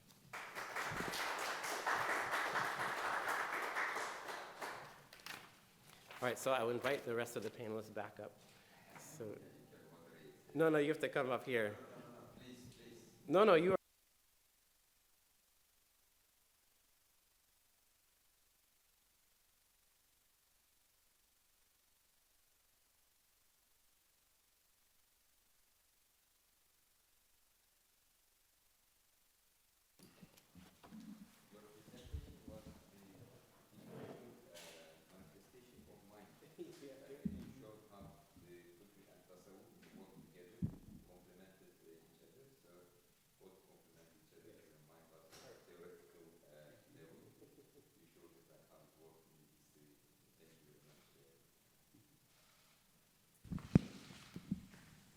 questions, any objections, feedback, contributions?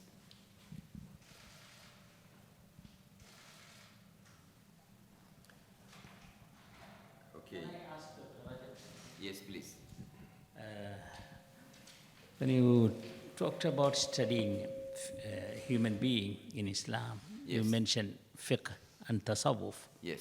They are studying human being. You didn't mention theologians. Is there any particular reason for that, or they don't have a role there in studying religion? Especially because I felt that they also have something to do with studying human being, at least from the philosophical or theological point of view. Some clarification yes. from you. Thank you. Yeah. This is a very important question. Of course, the discipline of fiqh, kalam, and tasawwuf, these are the three major disciplines which are derived from the legacy of Quran and Sunnah. So the material from the Quran and Hadith, they were grouped together. If they are about faith, to make a separate discipline, this discipline of kalam and aqidah. And if they are about rules, norms, they are grouped together to make the discipline of fiqh. And if they are about the inner life, purification of the self, etc., they are grouped together to make the discipline of tasawwuf. So this is these divisions, they are not really bulletproof divisions. This is just to teach more easily heuristic divisions from each other. So of course, kalam is also a very important discipline dealing with a human being, also human actions, the issue of taklif and khitab and husn and qubuh, etc. But because this colloquium is about inner and outer aspect of it, letter and spirit of law, so I brought in the two disciplines to highlight, the zahir and batin of the human action. And the human action also is not the primary concern of ilm al-kalam, but the primary concern of fiqh is amal, and the primary concern of tasawwuf is also amal, regarding inner and outer dimensions of it. But everything is grounded in aqidah, in tawheed, in all of them. One important issue that I want to ask my colleague Zakaria, whether they talked about the methodology, with which they brought together the tasawwuf perspective and the fiqh perspective. Because the Ottoman scholars, they were very intentional about what they are doing, and they talked about the methodology of it. For instance, Taşköprüzade talks about the Tariqul Nazar and Tariqul Tasfiyah. So he's aware that there are like two methods to the truth, and they complement each other. He says, "Kullun yu'addi fi nihaya ila al-akhar." Each one leads to the other one at the end. So if you reach the end of the rational path, you recognize, we need some spirituality. This is too dry. And then if you, adopt first the spiritual path, at the end you realize there needs to be some rational grounding for this. Kullun yu'addi fi nihaya. But he says, those who are in the middle, they hate each other. Because, those who are in the middle, they don't understand the limitations of what they have. And that's why they don't recognize the contribution of the other side. They think, we are in the endless ocean and the other side is completely useless. So in the literature you survey, is there a discussion about the methodological discussion or epistemological discussion, how these two domains, complement each other and how they are related to each other? So I try to deal with that in my in both books, essentially by accentuating the role of adab and the idea of learning practices, so less of a epistemology, but more of a habitus, a type of internalization or learning a way of or reforming a disposition. And so once the disposition has been formed, then there will be success in whatever field is studied. And I think I also derive this from looking at the classical curriculum that people studied, and consistent whether you're studying Akhdari or whether you're studying, Hifzul Quran in the beginning. So Akhdari will be the formative school of jurisprudence, formative text of Maliki jurisprudence. Murshid Mu'ain also is a text mostly of jurisprudence, but also of theology and tasawwuf. There's an accent always on having good adab and having good manners, and that adab and that etiquette or comportment cannot be learned except in the presence of somebody who has comportment. And so going back to the statement of Ibn Jama'ah from 14th century Syria, who says, the greatest calamity is taking texts instead of sheikhs, right? And I think Sheikh Hassan Sisi, who I studied with quite a bit, died 2008. He said, I think encapsulated this: whoever emulates a scholar will meet Allah safely. Yeah. Thank you very much. So this is very interesting focus on adab during education. And one of my students wrote an MA thesis on this issue, like a paralogical aspect of Islamic pedagogy. Paralogical aspects of Islamic pedagogy. So like modern pedagogy focuses on the logical all the time, like how you learn. But in the Islamic, traditional books and manuals about like how education should be, conducted, there is so much focus on like good manners, eating halal, behaving well, having piety, etc. And these are all like paralogical or para-rational elements of education. Is very interesting. So when you said that the purpose of Islamic education was to take a human being from stage 1 to stage 3, yes. That's what that really resonated with me. Yes. So I want to ask my other colleague, like you use the term damir, damir. Is it frequently used in literature, or there are other terms that are more frequently used to turn to the consciousness of human being, like Vijdan, Qalb, etc. Like why did you choose damir? You brought it to the front. Yeah.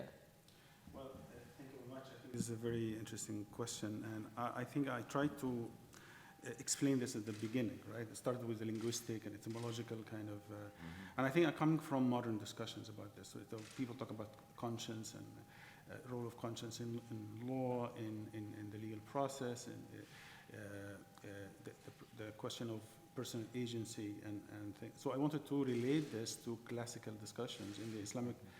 So the question of yes, qalb, nafs, wujdan, but also for the purpose of this presentation and hopefully paper later on, I wanted to dwell on this distinction between diyana and qada. Yeah. Diyana qada is very good.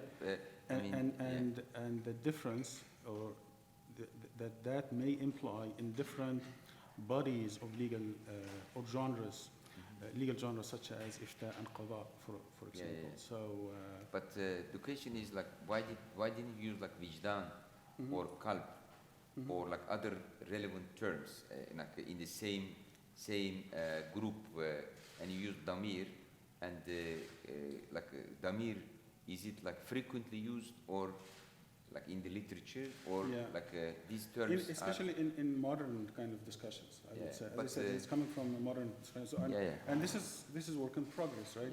I refer to nafs and qalb as the primary. But I suggest that you don't use damir because it's used like in modern discourse. No, but he's talking about modern discourse, so I think he should use it. He should just bracket I'm or starting show with how that term has developed. Yes. Maybe this is a good, better thing, just to show the semantic shift and the shift in the terminology. Let's say from qalb and vijdan and to damir, which is a translation of consciousness, kind of, you know. So today, like, we use many terms as translations of like concepts from English and French, and abandon the like original mu'assal terms. So as you can see in the presentation, I tried to look at fatwas, like modern fatwas. Yes, yes, yes. And then place them in the wider, you know, normative, legal, and juristic discussion by relating these concepts, right, together. So I start with the definition of damir, and then what that translates into the, Yes, yes, you know, yes. the larger normative. Yeah. Why should people choose diyane over qada? Mm-hmm. So I think this is the question, like you are Yeah, exploring. Exactly. Like there is qada and diyane, like juristic or the court decision, and the pious, more moral and ethical decision. So why should people, give priority to moral, ethical, pious option, which is less advantageous to one's interest? Exactly. Then comes in, as you said, like damir, wijdan, and other I think issues. the It's a larger- very interesting issue, yes. The larger point I wanted to make here is that even when Sharia is jettisoned or when it is set aside, right, it still appears, in moral and ethical discussions. Still people go to the mufti. They wouldn't go to the judge because they know the judge applies state law, but still, they go to the mufti. So the question is, why do they continue to go to the mufti? Because it has to do with, the damir, the wijdan, the qalb, This is multiplexity of Fiqh thinking. Multiplexity of Fiqh thinking. There are levels Sure. of it. And I don't want to. Yeah, and we're out of time for Yes, this panel. okay. But if we didn't take many questions from the audience. Are there any questions? Yeah. Sorry, I'm an outsider here. I am not a scholar in this field, but one of the things that I've been thinking about throughout these panels is, we're talking about law and the spirit, and so we've got modern law, and we have the law of Sharia, and so how does it apply? And I wanted to ask you, when you have this discourse about Islamic law and purification and people governed by a willingness to purify themselves and apply themselves to a higher power. And then you have many governments that are, let's just say they're governed by people who are governed by nafs. What can you bring from your research that can actually help to improve the state of the world?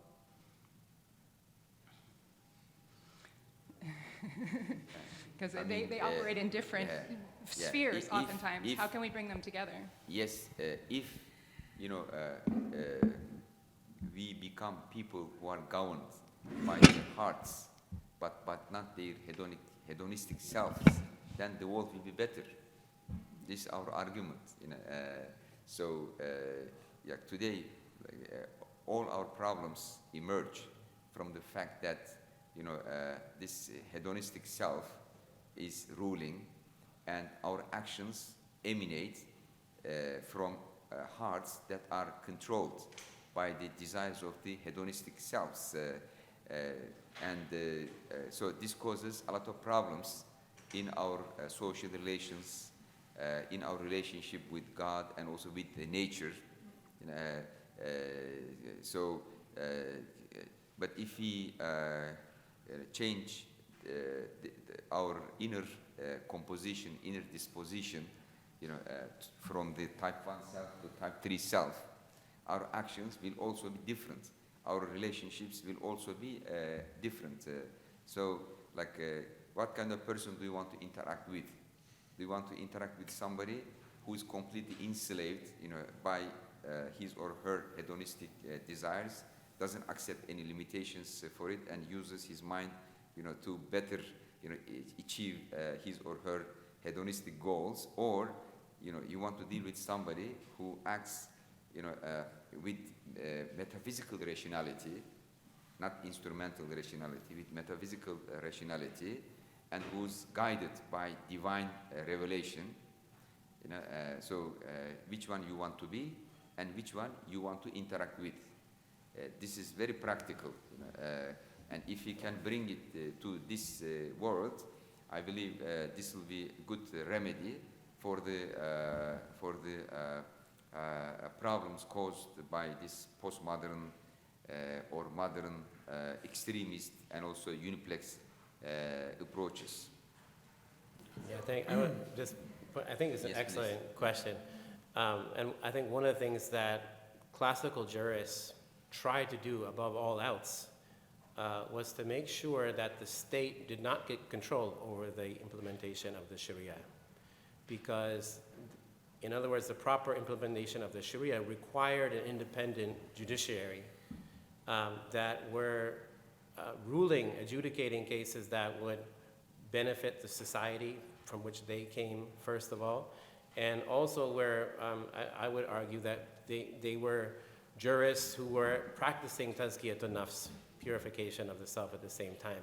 And we see that argument from one of the chief muftis of Nigeria today, Sharif Ibrahim Saleh, who is a Tijani Sufi also. But, and he essentially says, the discussion around the implementation of had punishments by the state is not something that our conversations of Sharia should be returning to. Sharia is a comprehensive system that requires purification of the self and voluntary adoption of the sacred law.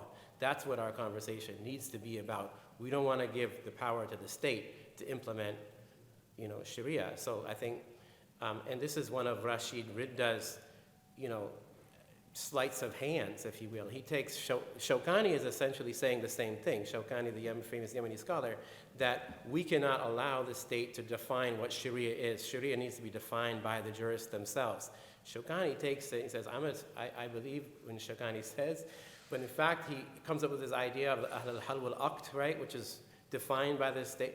So they're going to define one ruling for the very flexible tradition of ikhtilaf, difference of opinion, and they're going to say, now we want to give that to the state. That's what Rashid Ridda's idea is. We're going to give that to the state, and the state is going to implement one punishment for every single rule, or one, infraction X equals, punishment Y in every single case. So he's performing an exercise of codification that the modern state says it needs. But Imam al-Shawkani and others, that's exactly what they don't want to do. If I may add also, I think your question has to do with the limitation of what we can refer to as a positivistic view of the law, that it has to do with what we mean by the law. Is it what the state defines or indicates, or would that also involve this moral dimension that has to do with this inner voice or inner dimension or inner capacity, right? That would make sometimes someone from a spiritual, religious, devotional, or moral perspective sometimes, admit that he has done something wrong, even against his own personal interest, right? So I guess what we need to do here is concentrate more on this comprehensive kind of conceptualization of law that is not reduced only to purely legal in the positivist sense of the word, if that makes sense. And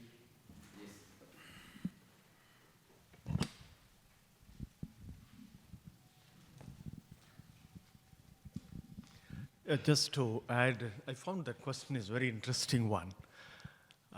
With my limited knowledge and all that, let me give an example of coming from India.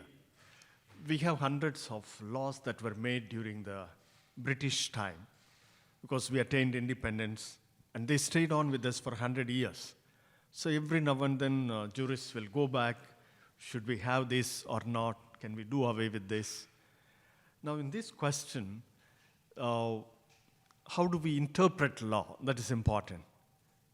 Are we paying attention to the consciousness of the people? Plus, who interprets the law? Is it jurists, whether it has also the angle of patriarchy, matriarchy? Who interprets the law? So I think that is where, when you rightly said, yes, jurists have this.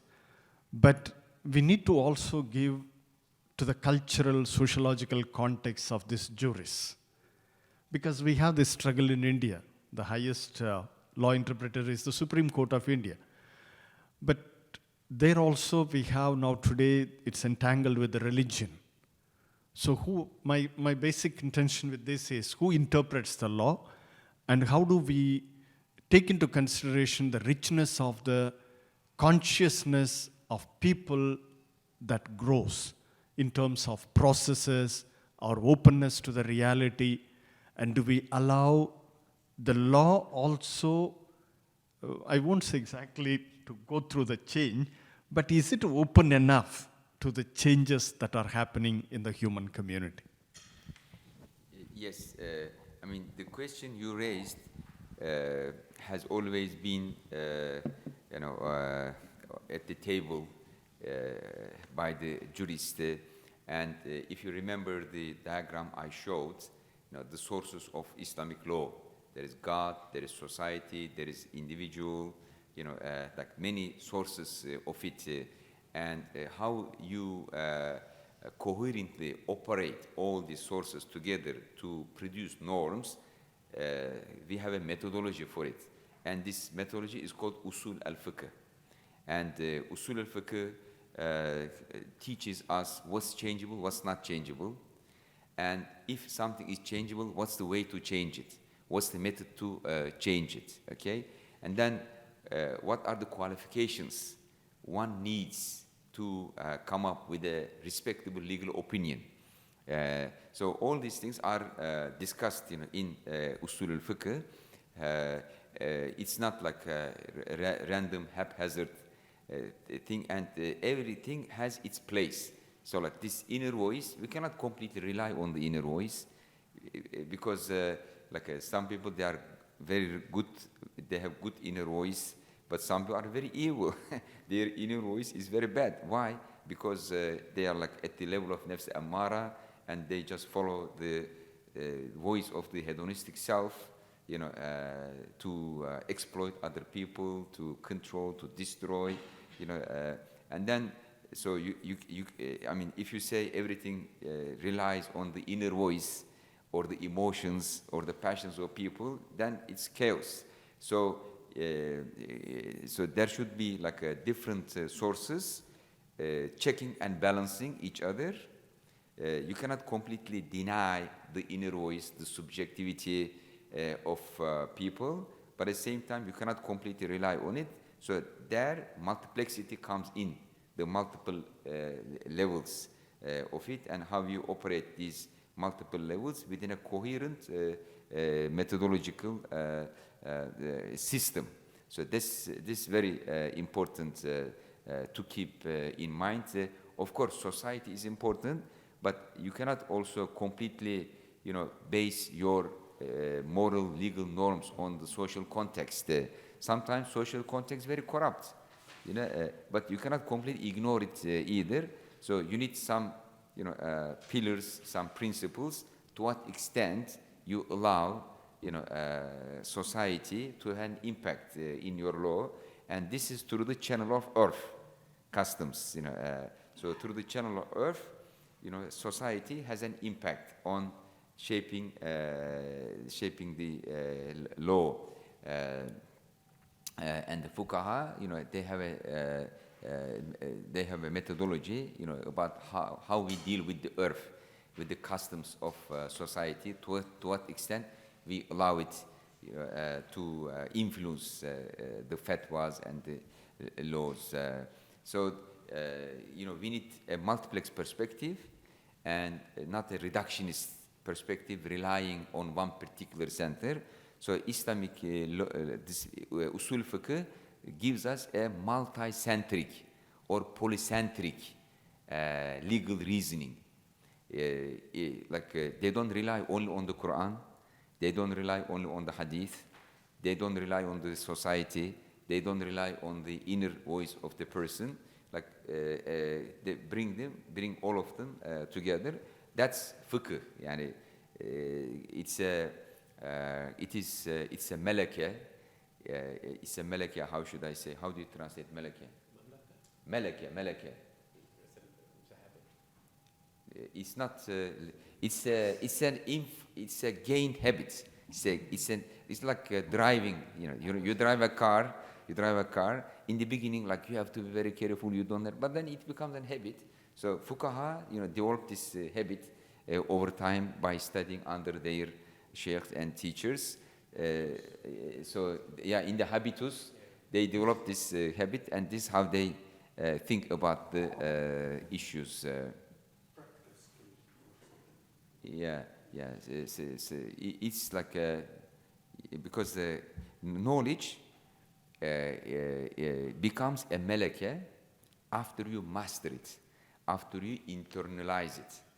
It becomes part of you. Then it's called malaka. Yeah.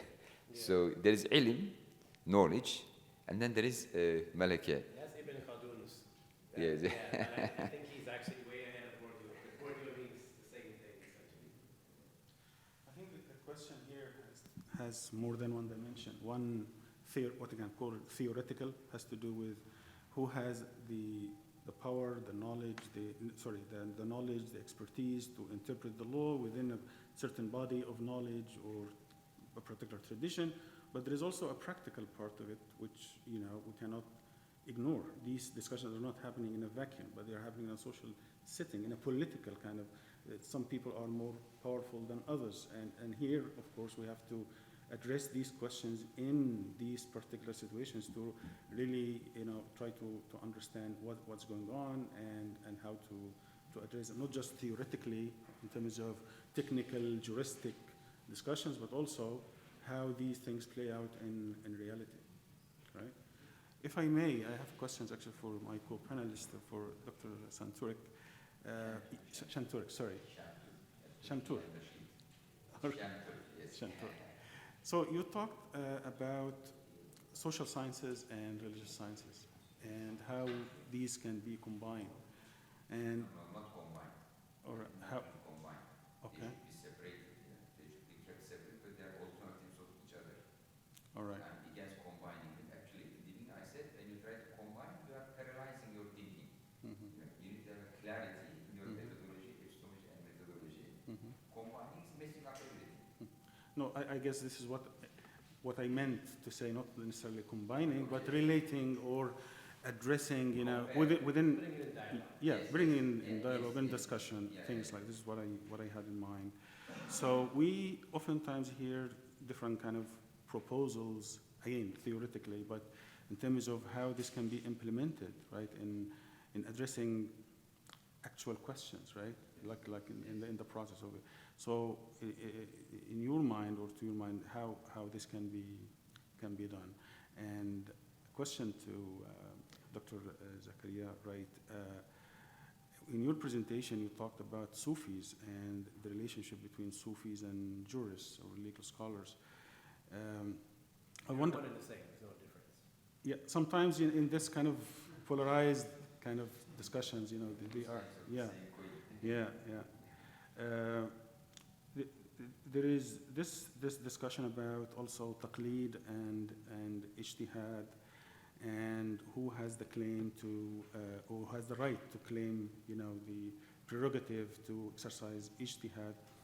For example, I came across this fatwa that was solicited from scholars of Al-Azhar, about Sanusi, for example, and how much Sanusi is either considered a mujtahid or a mubtada', for example. That's right. And some of the Maliki scholars at Al-Azhar, for example, had these particular attitudes, about someone like, Sanusi, for example. So I guess what I'm referring to here is these competing kind of claims about ijtihad and taqleed within this time period, basically, especially in North Africa, how they played out, basically, at that time. So, for example, someone like, as I said, Sanusi was branded, by some scholars at Al-Azhar as mubtada', for example. So, how these labels have been used, or rather, yesterday we heard the word weaponized, against certain people who dared or who claim to exercise ijtihad. Actually, there was a slide I skipped. Case. There was a case, where I demonstrated like how these perspectives are used together. But even without this, your presentation is an answer to your question, like diyana and qada. Diyana and qada. So, I mean, this tasawwuf perspective and also the fiqh perspective, how they are used together in a multiplex way in our practice even today.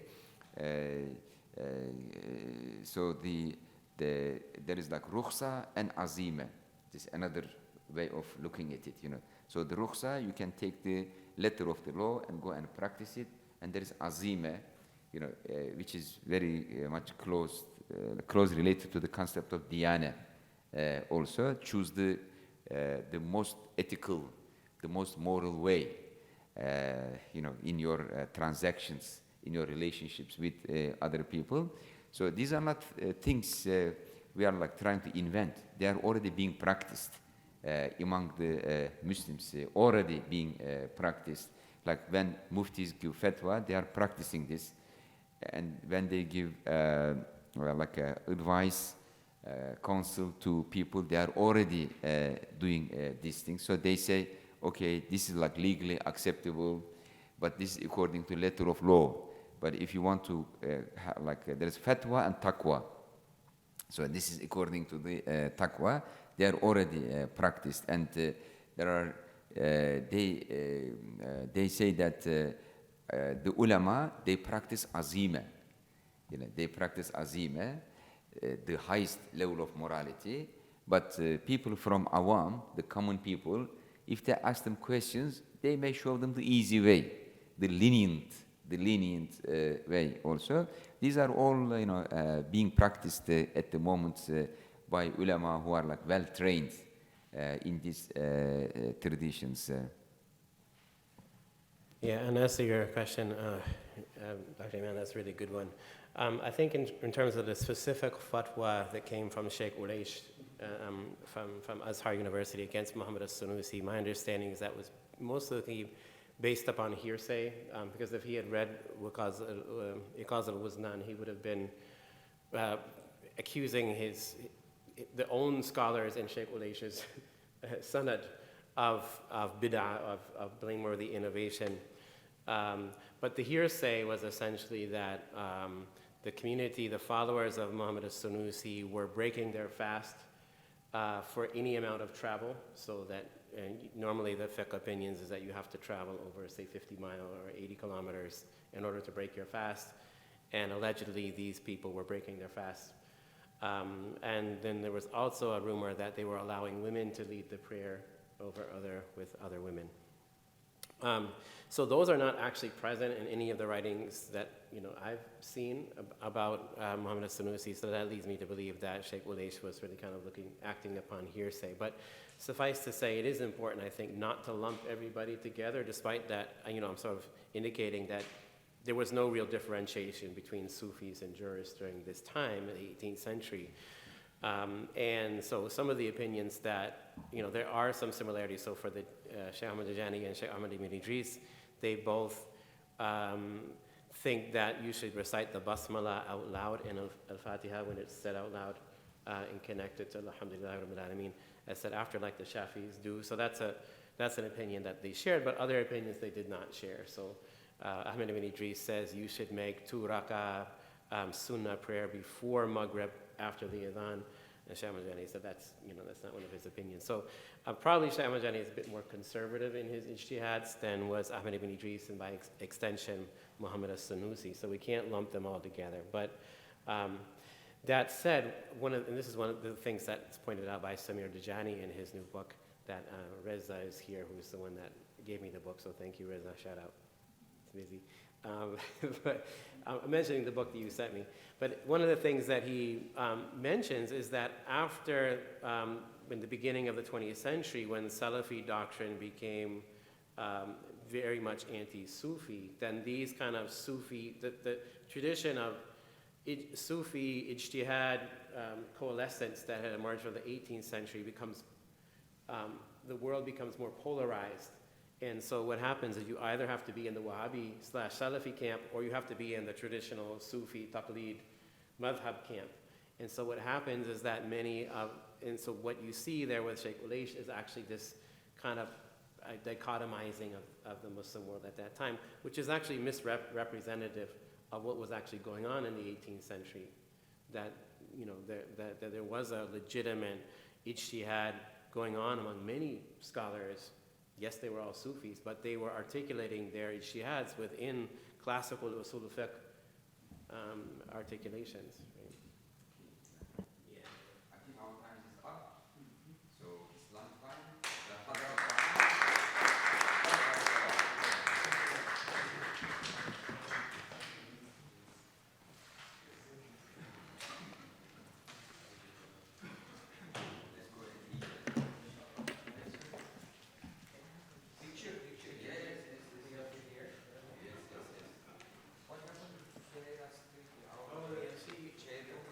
Her child got sick.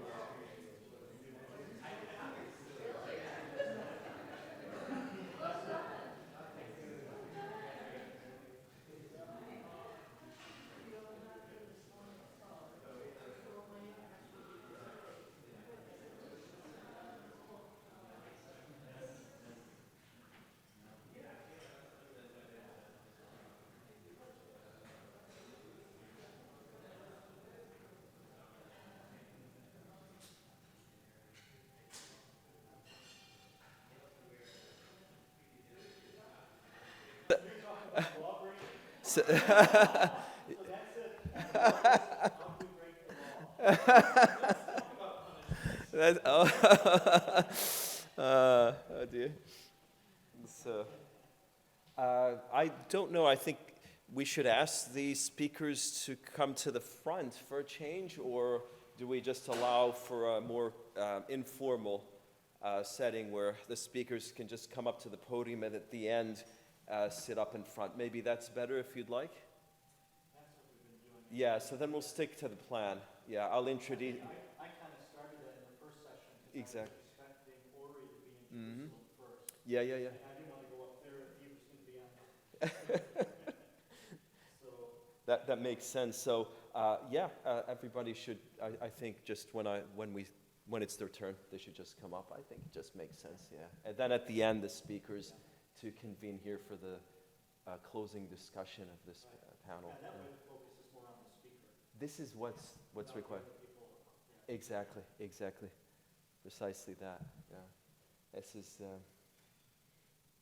I do have the revised version. Good. Okay. The one without Patrick's name and the. He was originally going to be part of the panel, of this panel, and of course, Amira Zain had to drop out. She was going to speak in the yesterday afternoon session, and so he had to take her place on that panel. Yeah, shift things around. Yeah. Yeah, she was going to chair the panel, the earlier panel. Unfortunately, she didn't show. I don't know why. Maybe she sent her apologies to Patrick. I'm not sure. I'm really not sure.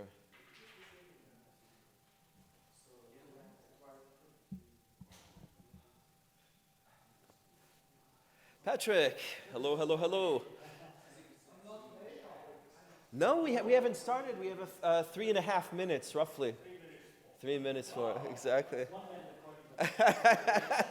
the clock is this. Take your pick of your time. No. My mobile's accurate as well. Yeah, 1:27. Yeah, don't pay attention to that clock. 2 minutes ahead.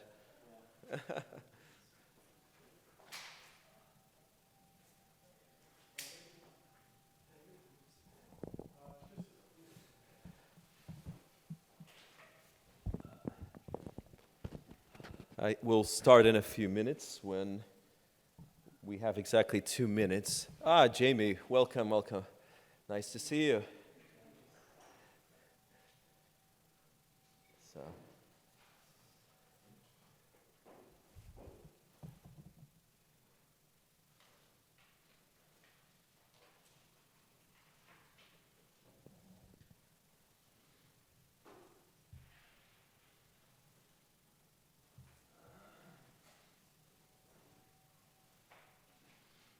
I hope everyone had a good lunch. Sorry? I hope everyone had a good lunch. Yeah? Yeah, it was good.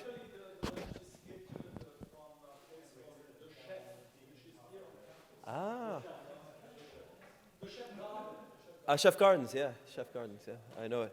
They're very good. Yeah. Yeah, please do. Please do. You're the first speaker, so feel free, obviously. This gentleman will help you, so.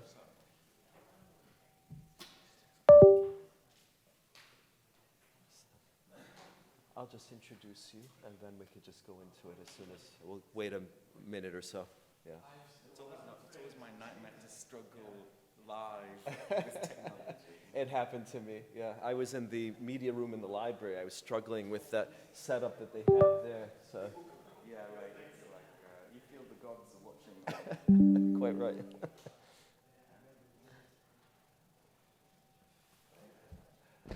Greetings, how are you? Would you like to present another paper?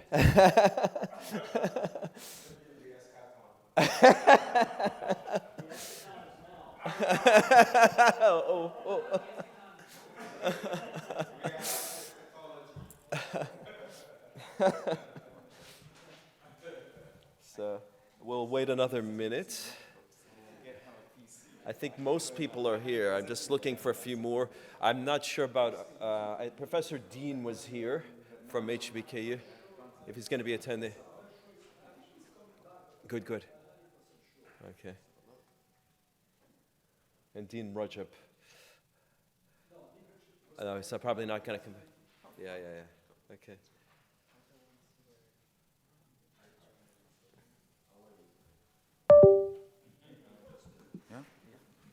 Testing.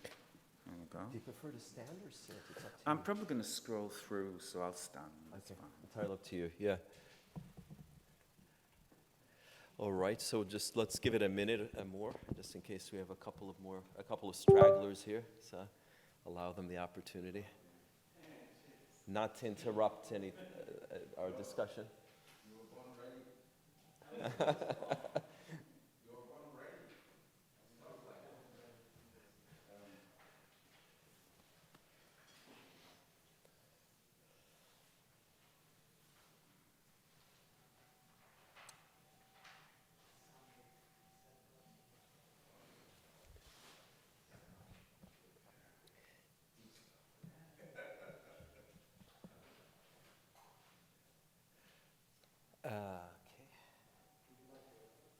Should we wait another minute or two? Is that okay? No more than 1 minute it is, okay? Yes. Okay, 0.5 minute, 0.5.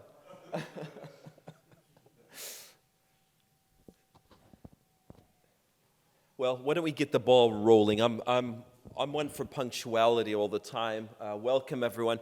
It's great to see everyone, and that is most people, that is. I'm really happy to be chairing the final session of this colloquium. It's really an honor. Thank you, Patrick, for inviting me. I look forward to this last session and to the wonderful papers that are going to be delivered. So without further ado, I'd like to introduce our first speaker. Ian Almond is Professor of World Literatures at Georgetown. He's the author of a half a dozen books and 50 articles, mostly on the representation of Islam and the interaction between Islam and a non-Muslim world. Ian is going to be speaking about mysticism and the law towards a genealogy of modern liberal irony. Welcome, Ian. Yes, thank you very much. Hopefully, I'm just gonna... 25 minutes. I got the clock starting already. Look, there you go. It's gonna be Prussian timekeeping. Yes. Yeah, I'll do that. Thank you. Yeah, thanks very much, everybody. Thank you for inviting me. It's always nice to have a chance to talk about something you're doing. I came here to learn, I'll be honest. So I don't think my contribution is a contribution, it's a procedural obligation, but I really came here to listen to people. I'm working on a project about capital in mysticism. But there isn't a tangent to which the line of my project touches the circle of the symposium, okay? So I'm looking at capital in across three mystical traditions, basically in Meister Eckhart, Rumi, and hopefully in Rabbi Ben Moses' Zohar.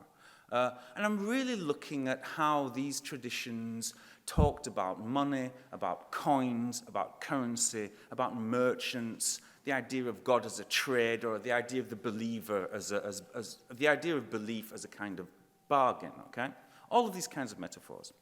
And I guess the tension that I'm coming up with again and again across these mystical traditions is that on the one hand, we have this tremendously powerful vocabulary of ineffability and sublimity and opening yourself up to the completely other, creating this empty space inside you which opens yourself to the truly incommensurable radical alterity of God. And then we have lots of analogies and metaphors about God as the perfect merchant, about, talking about heaven as being put on sale. These are all quotes here from Rumi, from Eckhart. The idea, Bernard of Clairvaux has the idea of the cross is a worthless piece of wood, but when you put it on your shoulder, it becomes eternally precious. It brings you eternal life, Bernard of Clairvaux says, that's a bargain. How can you not, So there's almost like there's an economic insight. So I'm interested in this. And I'm wondering whether, to some extent, there's a degree of irony going on, that these terms, because someone like Eckhart, who's extremely critical of mercantilism in some senses, the merchants are people who close down avenues of spirituality, but in these moments where he actually says God puts heaven up for sale, the possibility there's an irony involved. And here I'm getting a little bit closer to what I want to talk about today. The exact idea is very simple. There's a very single idea. I'm going to say it and then sit down, okay? But basically, the idea is I'm interested in how glimpsing the infinite, glimpsing the radical otherness of God, makes us realize that the finite practices, the finite customs, even the finite aspects of the law that we observe are finite, And then in doing so, I'm fascinated by the idea that we can still return to them and do them, but in a kind of second way, okay? Not the way we did it when we didn't know that truly God is infinite, but it's almost like there's an authentic and an inauthentic way of performing the law, of performing these practices. And I'm going to suggest very tentatively that there's a line here going through this gesture that goes up through Kierkegaard, through Heidegger and Derrida, really up to a notion of modern liberal irony. The idea that you can distance yourself from concepts but still use them, but you don't take them that seriously, I'm a professor, I'll use a professor, but I know that professor is Excuse me, it's a little bit of BS involved. We all know it, but we don't know it. We work with these hierarchies, but nevertheless, in certain moments, we still use that term because there are things about it which get things done. So we have this kind of ironic distance to these concepts. And I'm fascinated by the possibility of a spiritual genealogy to something as almost liberal cynicism, that there's something very spiritual about this. So that's really what I'm interested in today. I'm not sitting down yet. But I'm looking at a few moments, and we'll start with Eckhart here. So Eckhart has his famous Zunder Verumbe. Yeah? We find this in Eckhart, where Eckhart talks about, he uses the word without. He talks about a way without a way, weg ene weg. He talks about measure, God is measure without measure, Matzen Zunder Matzen. God is being without being, Wesen ene Wesen. And I'll just go through these. Whoever desire, can everybody see that, by the way? Yeah, okay. Whoever desires to be given everything must first give everything away. Furthermore, we should keep all things only as if they had been merely lent and not given to us. But one must take God as the mode without mode and being without being, for he has no mode. That is why St. Bernard says, whoever God wishes to know you must measure you without measure. And then this is a final extract. All these are from Eckhart's sermons. The soul has three ways to God. The first is to seek God in all creatures with many and varied actions, with burning love. The second is a pathless way, ein Weg ene Weg, which is free and yet fixed, in which we are raised and exalted above ourselves and all things. Although the third way is called a way, it is also a kind of being at home. It is seeing God directly in his own being. So, although these extracts are very different, they're dealing with very different topics, this idea remains common that there's a willingness to embrace finitude. Yeah? There's this idea that you can use those gold coins as long as you know that the ultimate owner is God's. Yeah? You can call God good as long as you know that's only one of his infinite names. Yeah? You can go on a pilgrimage or you can stay at home.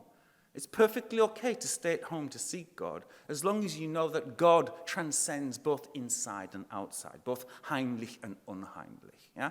So it's almost as if there's a redemptive knowledge here, yeah, which blesses your finitude, which makes your finitude no longer a kind of ignorance. And this is what I'm interested in, yeah? It's this kind of crucial distance to the thing concerned. The idea that it's almost a kind of alienation, that you have to alienate yourself from something in order to truly be able to use it, yeah? This is the gesture that I'm circling on. Again, we'll see this in Ibn Arabi. So in Ibn Arabi's Futuhat al-Makkiyah, this is, Ibn Arabi talks about, I'm sure our experts will know all about this. Ibn Arabi famously talks about three groups of people. He says the first, I think he calls them the Salafi. There's three groups of people. The first group are ostentatiously religious. Yeah, they are extremely traditional. The second group, which he cynically calls Sufis, are the people who are ostentatiously spiritual. They make a big show of not being chained to traditions, but they make a show of their spirituality. But he says the third group add nothing to the 5 daily prayers and supererogatory exercises, rawatib. They do not distinguish themselves from the faithful. They walk in the markets, they speak to the people, and none of God's creatures see any of them distinguishing himself from the common people, by a single thing. They add nothing to the obligatory works of the Sunnah, customary among the common folk. They are alone with God, not wavering from their servanthood from the blink of an eye. So the truly pure people are indistinguishable from everybody else, yeah? They pass as ordinary people. The Malamiyah, he calls them, the people of blame. And it's almost like these people return to the world. They have come back to the world, but they are not of the world. And yet, semantically, they blend in completely in sort of in the marketplace. And of course, we could go on here, and I won't, but the idea, not all Sufis say this, but the idea that if you pray your Qibla in the direction of, if you pray your Qibla and you really think that God lies only in that direction, it's not just wrong, it's shirk. It's only when you understand that God is the ubiquity of God, that God lies fi kulli taraf, in all directions, then that exercising of the law is blessed by your knowledge of God's ubiquity, of God's infinity.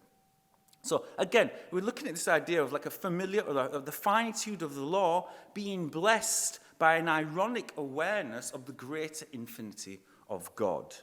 And of course, we see something like Ibn Arabi's people who are indistinguishable in the marketplace. We see this in Kierkegaard's Fear and Trembling. Anyone who's ever read the Fear and Trembling, the perfect night of faith, Kierkegaard has a wonderful description of the perfect night of faith.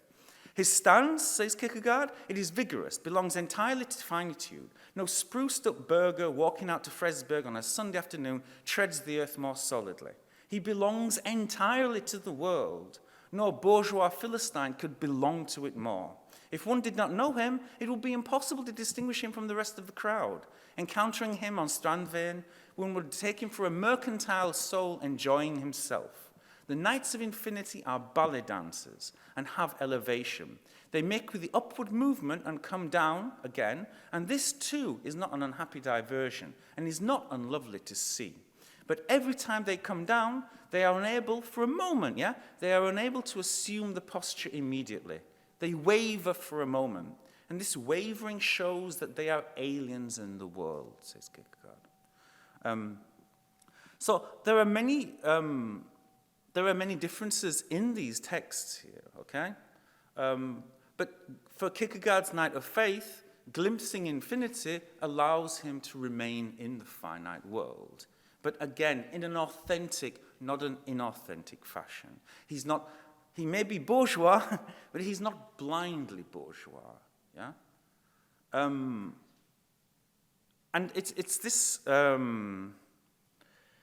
commonality that is running all through these, is this sort of redemptive, it's almost like a redemptive knowledge which enables you to remain in a community whilst at the same time acknowledging tacitly how you are different from that community.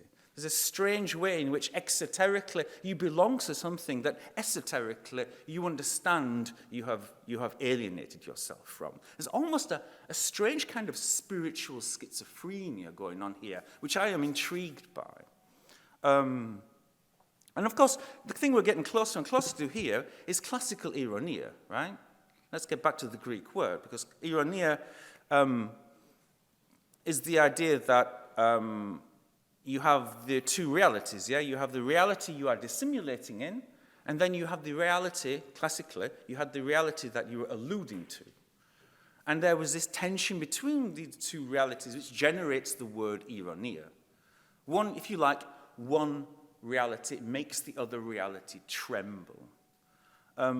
So as long as we know infinity, as long as you know the unspeakability of God, if you like, as long as Kierkegaard would have it, as long as you know that your faith is on the basis of the groundless absurd, you can you are ordinary even if you no longer remain ordinary. And this idea of trembling, the idea of a knowledge which lets you repeat practices but in a slightly different way, takes us to Derrida. Because in Derrida, for people who have any sort of familiarity with deconstruction, Derrida famously says how deconstruction causes structures to tremble, ébranler, he says. And this will be the... So this is one way he talks about the word science here. Derrida is writing and Difference, and he writes, the inscription of such a relation will be scientific. This is an essay, by the way, on Bataille on Hegel. but the word science submits to a radical alteration. Without losing any of its proper norms, it is made to tremble, simply by being placed in relation to an absolute knowledge, unknowledge. One can call it science only within the transgressed closure, but to do so will have to answer all the requirements of this denomination. The unknowledge exceeding science itself, the knowledge that will know where and how to exceed science itself, will not have scientific qualification. So basically, what Derrida says there is that when we use language, whenever we use a sign, like the word science, it is overshadowed by the excess of signification, the fact that there's a plethora of meanings that bristle and shimmer around, not just the word science, but around each word that we use. And that is why, for Derrida, famously, because we are getting closer here to contemporary irony, this is why language is forever unstable. So indeed, our terms, no matter how much seriousness we put into our language, our terms are always rendered ironic by the uncontrollability, the wider uncontrollability of language. So we have shifted here, okay? We've moved from the infinity of God, which makes your language unstable, to the infinitely uncontrollability of language. But the terms remain the same, the effect remains the same, that your language can no longer be self-serious. So I'm just going to sort of end, by reading the final page of my text. I'm getting carried away here, as academics do. We don't get out enough.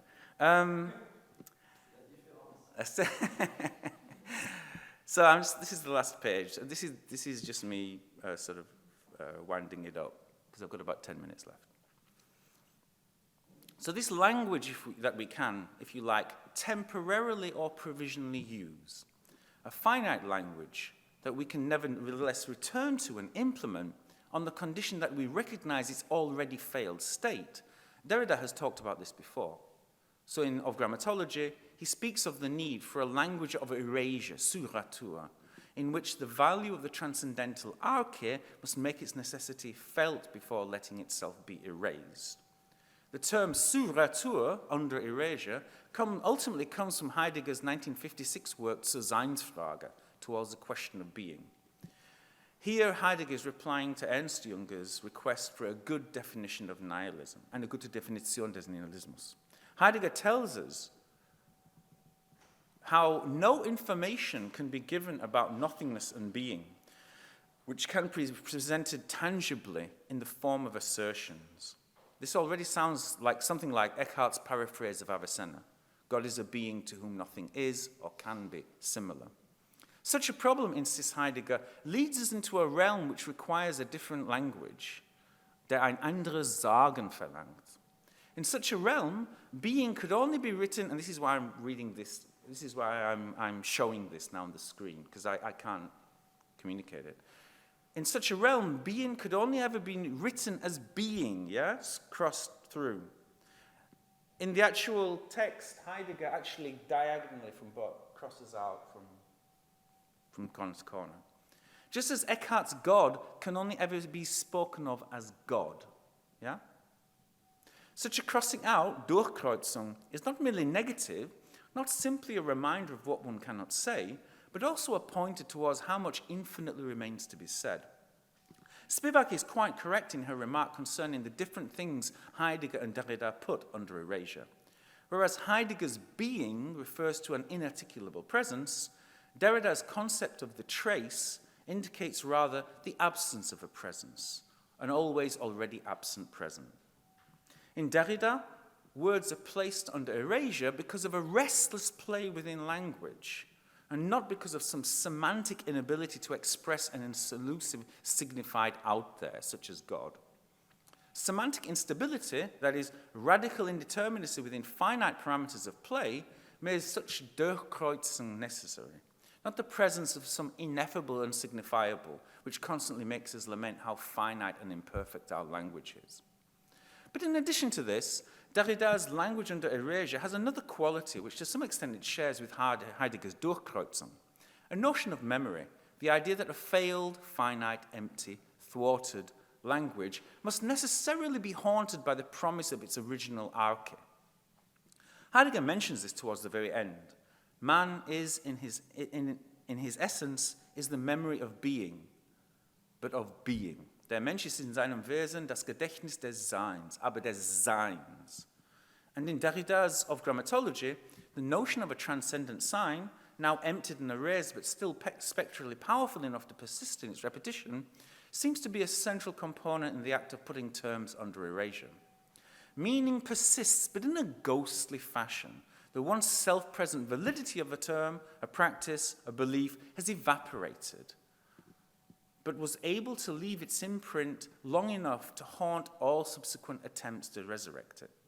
In contrast to Heidegger, however, a deicidal aspect seems to belong to this gesture.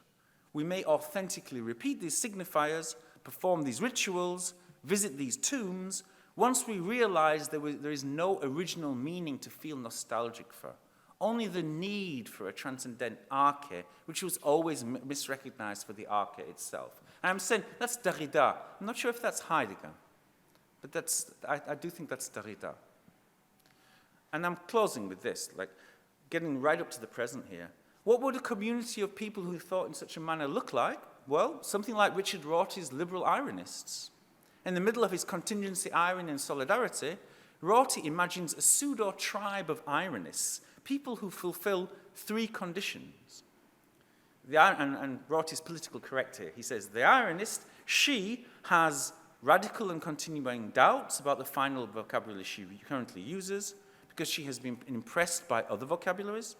2, she realizes her argument phrased in her present vocabulary can neither underwrite nor dissolve these doubts. 3, insofar as she philosophizes about her situation, she does not think her vocabulary is closer to reality than others.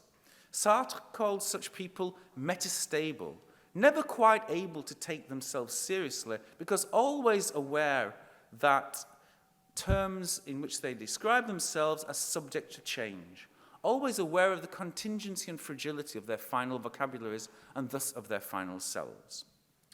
Rorty's liberal ironies, forever convinced of the incompleteness of the vocabulary they use, forever unsure of the solidity of their own sense experience, may seem a long way from Kierkegaard's Good Citizen, Ibn Arabi's Market Stroller, Eckhart's Pathless Pilgrim. The pragmatism inherent in Rorty's ironists, the way they chop and change vocabularies for aesthetic or logistical reasons, in the same way one might change a set of clothes or a car, is certainly not a feature of our spiritual precedents. Nor is there perhaps a sense of being haunted by the demise of their vocabulary's finality, as Rorty puts it, at least not in the sense that Derrida seems to suggest. But as subjects who choose to remain with a language they are not convinced of, and a worldview they are far from sure about, a common sense of alienation and doubt about the veracity of their own belief structure remains true to all. This distance between themselves and their vocabulary, I'd like to suggest, finds a line of continuity going back to Eckhart's attempts to talk about God. Okay, thank you very much. Thank you. Thank you, Ian. We move on to our next speaker, whom I'd like to introduce. It is Lauv Steenhausen. So let me just quickly look at the bio here. Lauv has taught on the main campus of Georgetown for 28 years. She's trained as a sociologist of religion at UC Berkeley, my undergraduate alma mater, incidentally, so we do share that in common. She focuses on gender fundamentalism, the separation of church and state, and culture war issues in her research. Just pause a moment. I could have helped you with that. Thank you. Welcome. Bravo. I want to give thanks to Patrick for calling us all together, and just the fellowship in this room has been lovely for these 2 days. I am going to count you friends now that I go back to main campus. I'm going to change the tone a bit. I'm a sociologist of religion, so we're going to look at two case studies as they have bumped up against the American Constitution and clarified their identity in the American marketplace of ideas. So we're going to move from context to two sectarian groups in the United States in conflict with the American legal system. The United States has a three-pronged legal system: executive, legislative, judicial, and it's with the legislative and judicial branches of government that many sectarian groups are most in conflict. The American Constitution asserts that Congress, government in general, shall make no law, number one, establishing religion, or two, prohibiting the free exercise thereof. And so one of our questions is going to be, by prohibiting some free exercise, is the government establishing? These simple words have generated conflict for the past 200 years and raised one question: do religious groups have the right to break secular laws and then assert themselves to be accommodated under the Constitution? As we will see, the Supreme Court views religious liberty as latent, only activated when clarified what practices will be protected and which will not. Against this background of federal government secularism, we could call it neutrality. Some would say hostility to religion. Hostility because denominations have to prove the legitimacy of their practices before a secular court. We set some cases in which a group's theological identity of law and spirit strategically position them against laws of the state. By examining such conflict, we bring to light both their theologies and the biases against them. We'll examine two cases in which a minority religious practices, both Christian, asserted that their spiritual practices were legal, that they had a right to be protected by constitutional religious freedom accommodations. We'll examine how the specific assertion and the subsequent legal clashes serve to create an identity for each group in the marketplace of ideas in America. The first case is the Seventh-day Adventists. The Baptist William Miller founded the Adventist in the 1830s to reflect his concerns for, number one, physical health and wellness, and two, preparation for Christ's return in an end times. Adventist focused politically on the separation of church and state, and theologically that Jesus would return again. They believed they were purer than other denominations because they returned to first century practices. For example, they practice a Saturday Sabbath instead of the more traditional Sunday Sabbath, and they avoid eating meat and taking stimulants, which they consider to be harmful. The group emerged in an American historical period where health, body, and spiritual practices were unified in an early body-mind awareness trend. The Adventists established a wellness sanatorium in Battle Creek, Michigan, focusing on the development of a meatless breakfast and inspiring Dr. John Kellogg to create Kellogg's cornflakes. I bet you didn't know that cornflakes were Adventists. Because the Adventists positioned themselves in opposition to government demands that they conform to mainstream Christian norms, they placed the government in an unusual and unconstitutional position of determining what is normative in a religion. Here's the case: Sherbert v. Werner. In 1962, the Adventist Adele Sherbert worked as a textile mill operator when her employer switched from a 5-day to a 6-day work week, adding Saturdays. Since she believed that God had forbidden work on the Sabbath, she refused to work on Saturdays and was fired. Sherbert could not find any other work. She applied for unemployment benefits. Her claim was denied, and the case worked its way up to the Supreme Court. Because of this, many other Christian sects saw that Şerbet could be a test case for religious freedom protections of their own non-normative practices.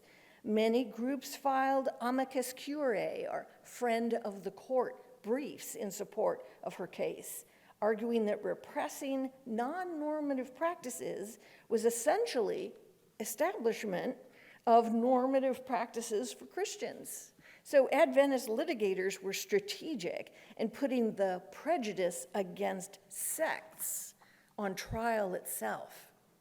Şerbet won her case, won the case in the Supreme Court and won it in the minds of Adventists, granting her unemployment benefits, and the court went further to create the Şerbet test for government action.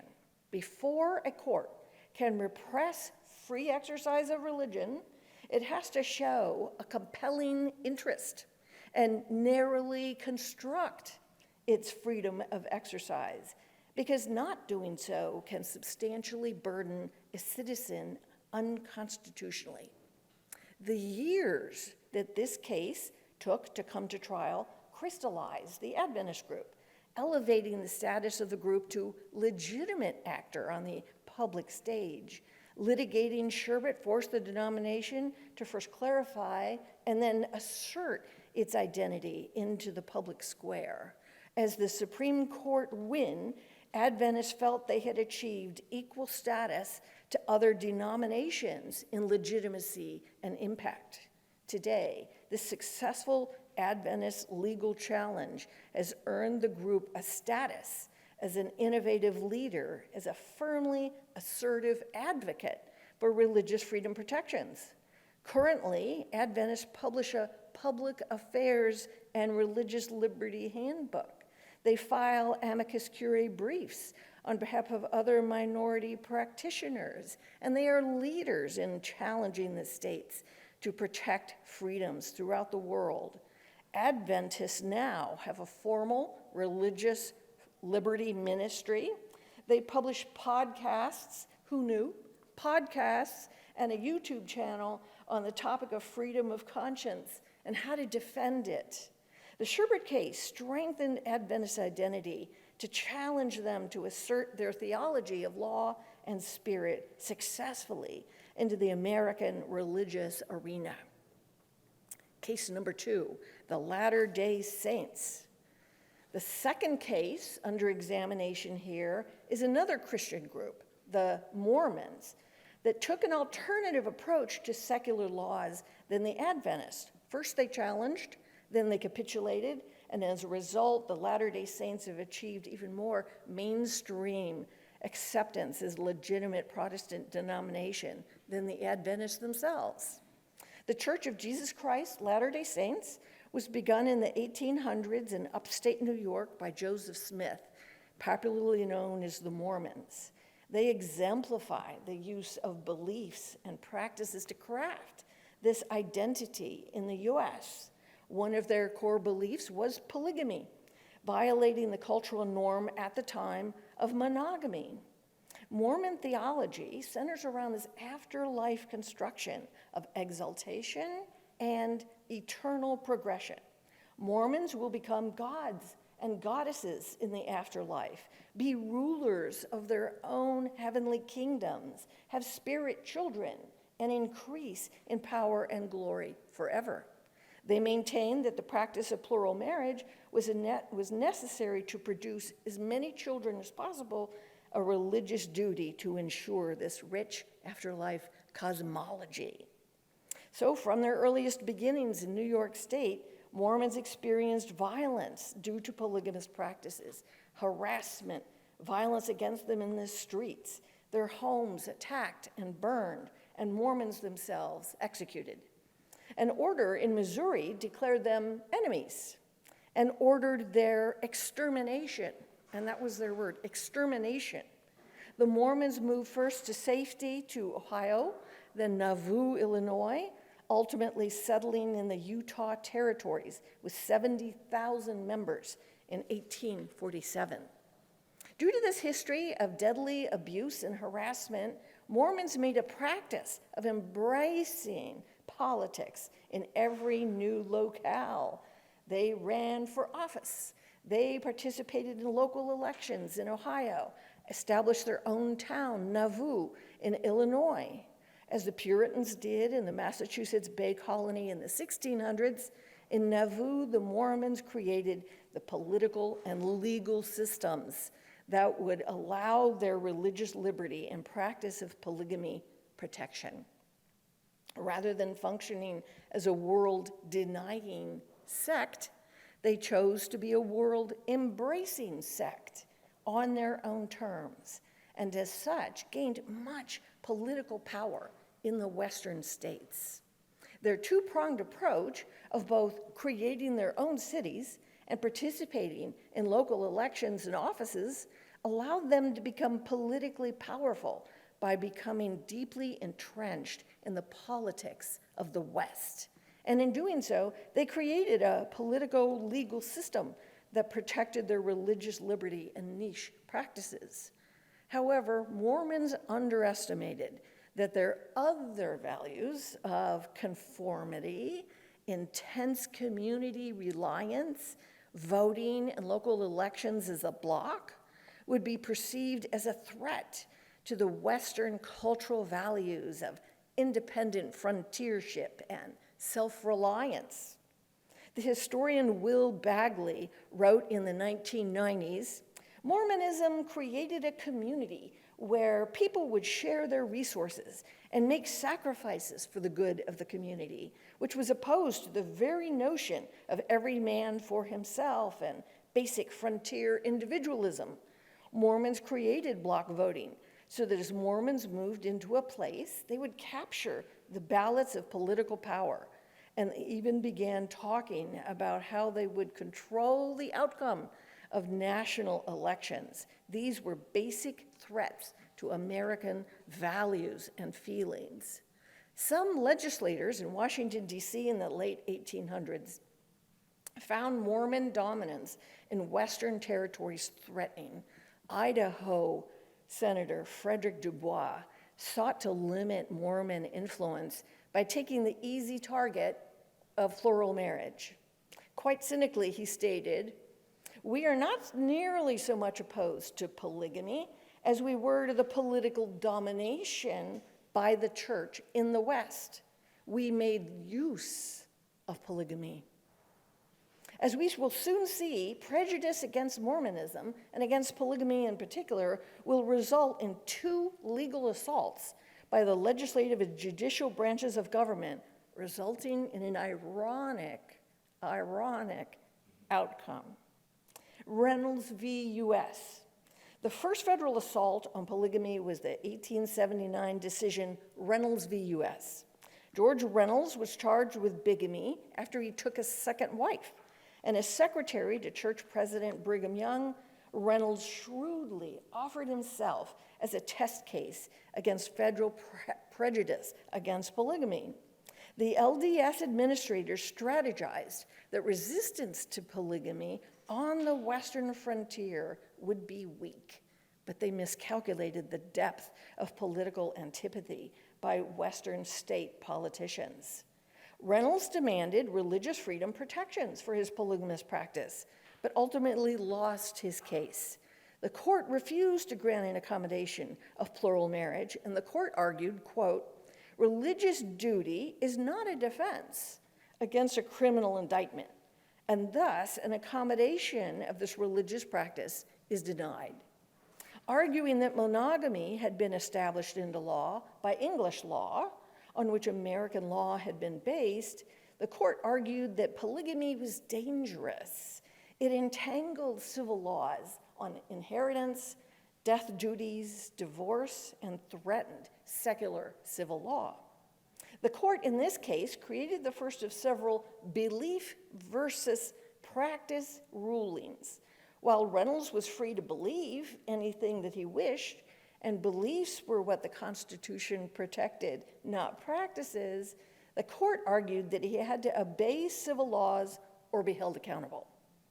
The second federal assault against polygamy, and indeed against the Mormon denomination, was launched 8 years later in the 1887 Edmunds-Tucker Act. It was legislation which made polygamy officially and federally illegal. The Edmunds-Tucker Act also, 1, disenfranchised all women from voting in the Utah territories when the territories had been the first to give women the vote in America. 2, disincorporated the LDS Church by revoking their church incorporation documents, and even more devastatingly, 3, directed the confiscation by the federal government of all church property valued over $50,000. We can sense from these drastic and intrusive measures the threat the practice of polygamy was perceived as, or alternatively, the extreme measures which federal legislators were willing to go to undermine Mormon political power in the American West. The government essentially put them out of business. After these government assaults on Mormon practices, on Mormon church identity and land ownership, the Mormons realized they were about to be terminated as a religion, and they reconsidered their spiritual approach to secular laws. Church President Wilford Woodruff sought counsel from God through prayer and fasting and emerged with a new revelation. Because Mormonism was more than just this one polygamy practice, which has a rich constellation of values, cultures, and religious identity that was an offering to the religious pluralism of the U.S. It was a gift and a presence in Western America. Woodruff announced that the precious Mormon culture and faith as a whole needed to be defended at all costs. And the cost was extremely high. The outlawing of polygamy by the church leadership themselves.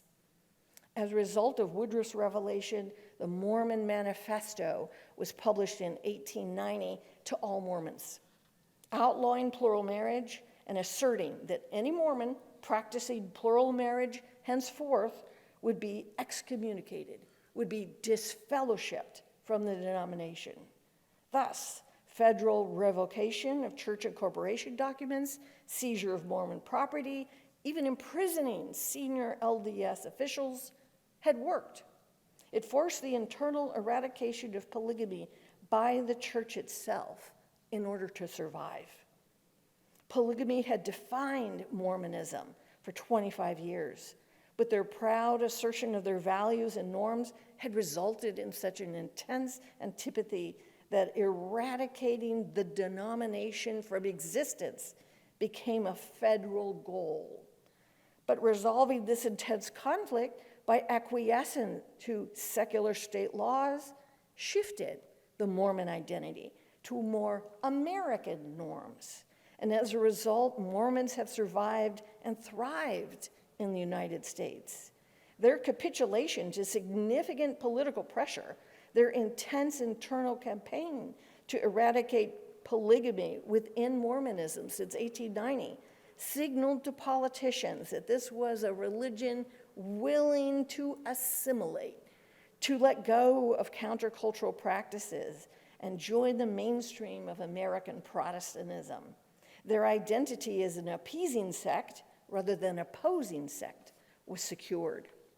After years of petitioning to join the Federated Union of States and being rejected due to this practice of polygamy as an unresolved legal issue, the Utah territories were admitted as the state of Utah to the United States in 1896.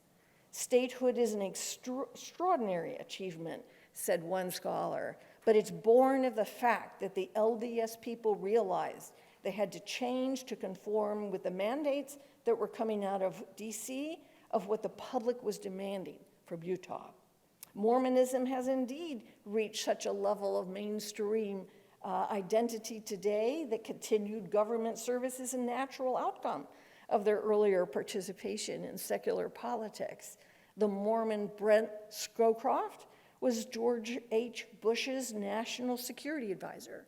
9 Mormons currently serve in Congress, and Senator Mitt Romney and Ambassador John Huntsman, ambassador to both China and Russia, both have run for the American presidency. In conclusion, aren't those the best words of any academic paper? In conclusion, as we have seen, internal theological constructions of law and spirit form cultural identities in society. How a spiritual organization positions itself against or in alignment with the laws of the land can strengthen and clarify its identity, and even determine if it has a future. Thank you. Thank you, Love. Thank you very much. And our final speaker for today is Eric Stutt, who has just completed a PhD in philosophy at the University of St. Andrews in Scotland. Many congratulations. May we call you doctor or not yet? Not yet.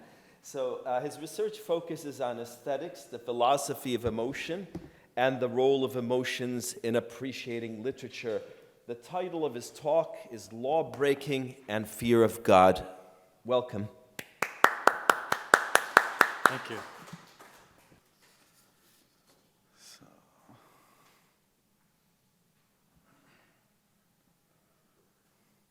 So a lot of the talks up until now have been about spirit and law when that works together really well, and I'm going to talk about the opposite case, when it doesn't really work very well. What motivates keeping God's law among believers? Undoubtedly, there are many things, many of which we've talked about, such as love for God, a desire to be a member of a religiously oriented community, a fondness for order and rules, and so on. In this talk, I explore another motivation, namely fear of God. More specifically, I'm interested in the fear of divine punishment, hence the picture by Rubens of a Jesus who is very angry with humanity. This talk is a conversation between the Catholic theologian from the Middle Ages, Thomas Aquinas, his writing on fear of God, and contemporary philosophy of emotion.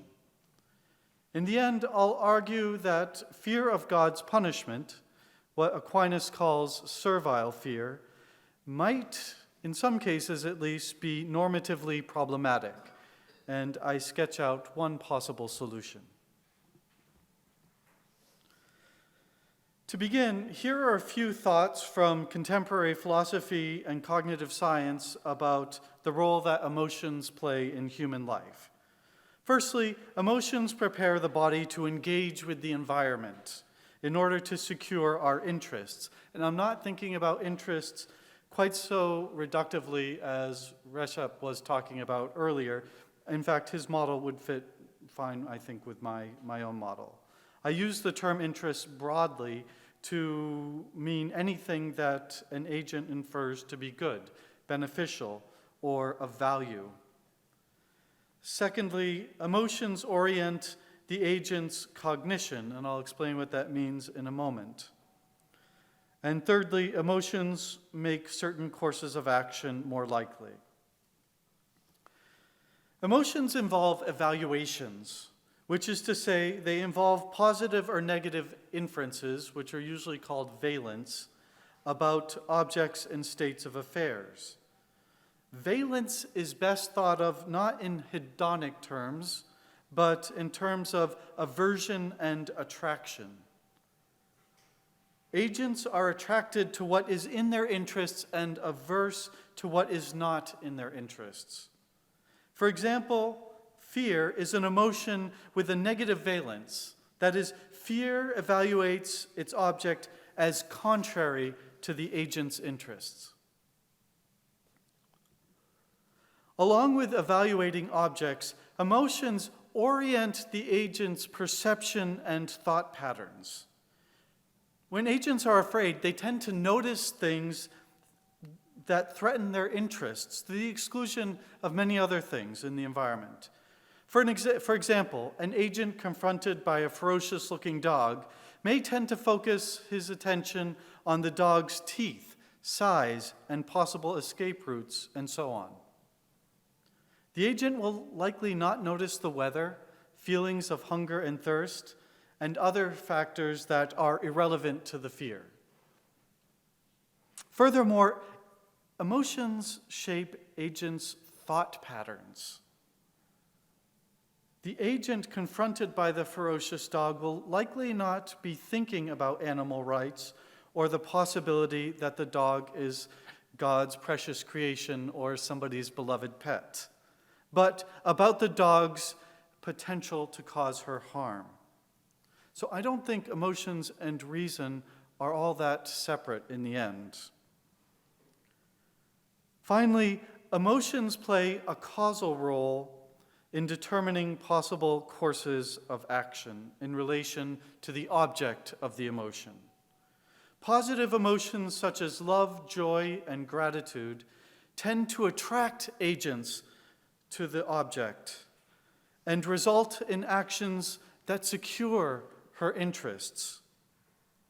Negative emotions such as fear, anger, and hate, by contrast, indicate that the agent is averse to something and likely results in actions that mitigate harm to her interests.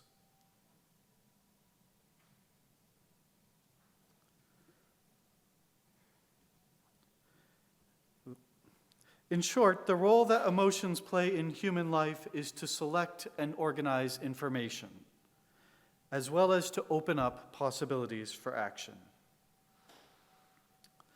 The concept fear, like all paradigmatic emotion concepts, is an umbrella concept that covers a wide variety of similar affective states. In other words, fear is a coarse-grained concept with many finer-grained concepts, such as the concepts terror, horror, dread, fright, and apprehension, among others. Each of these finer-grained concepts of fear is specifically tailored to certain kinds of challenges.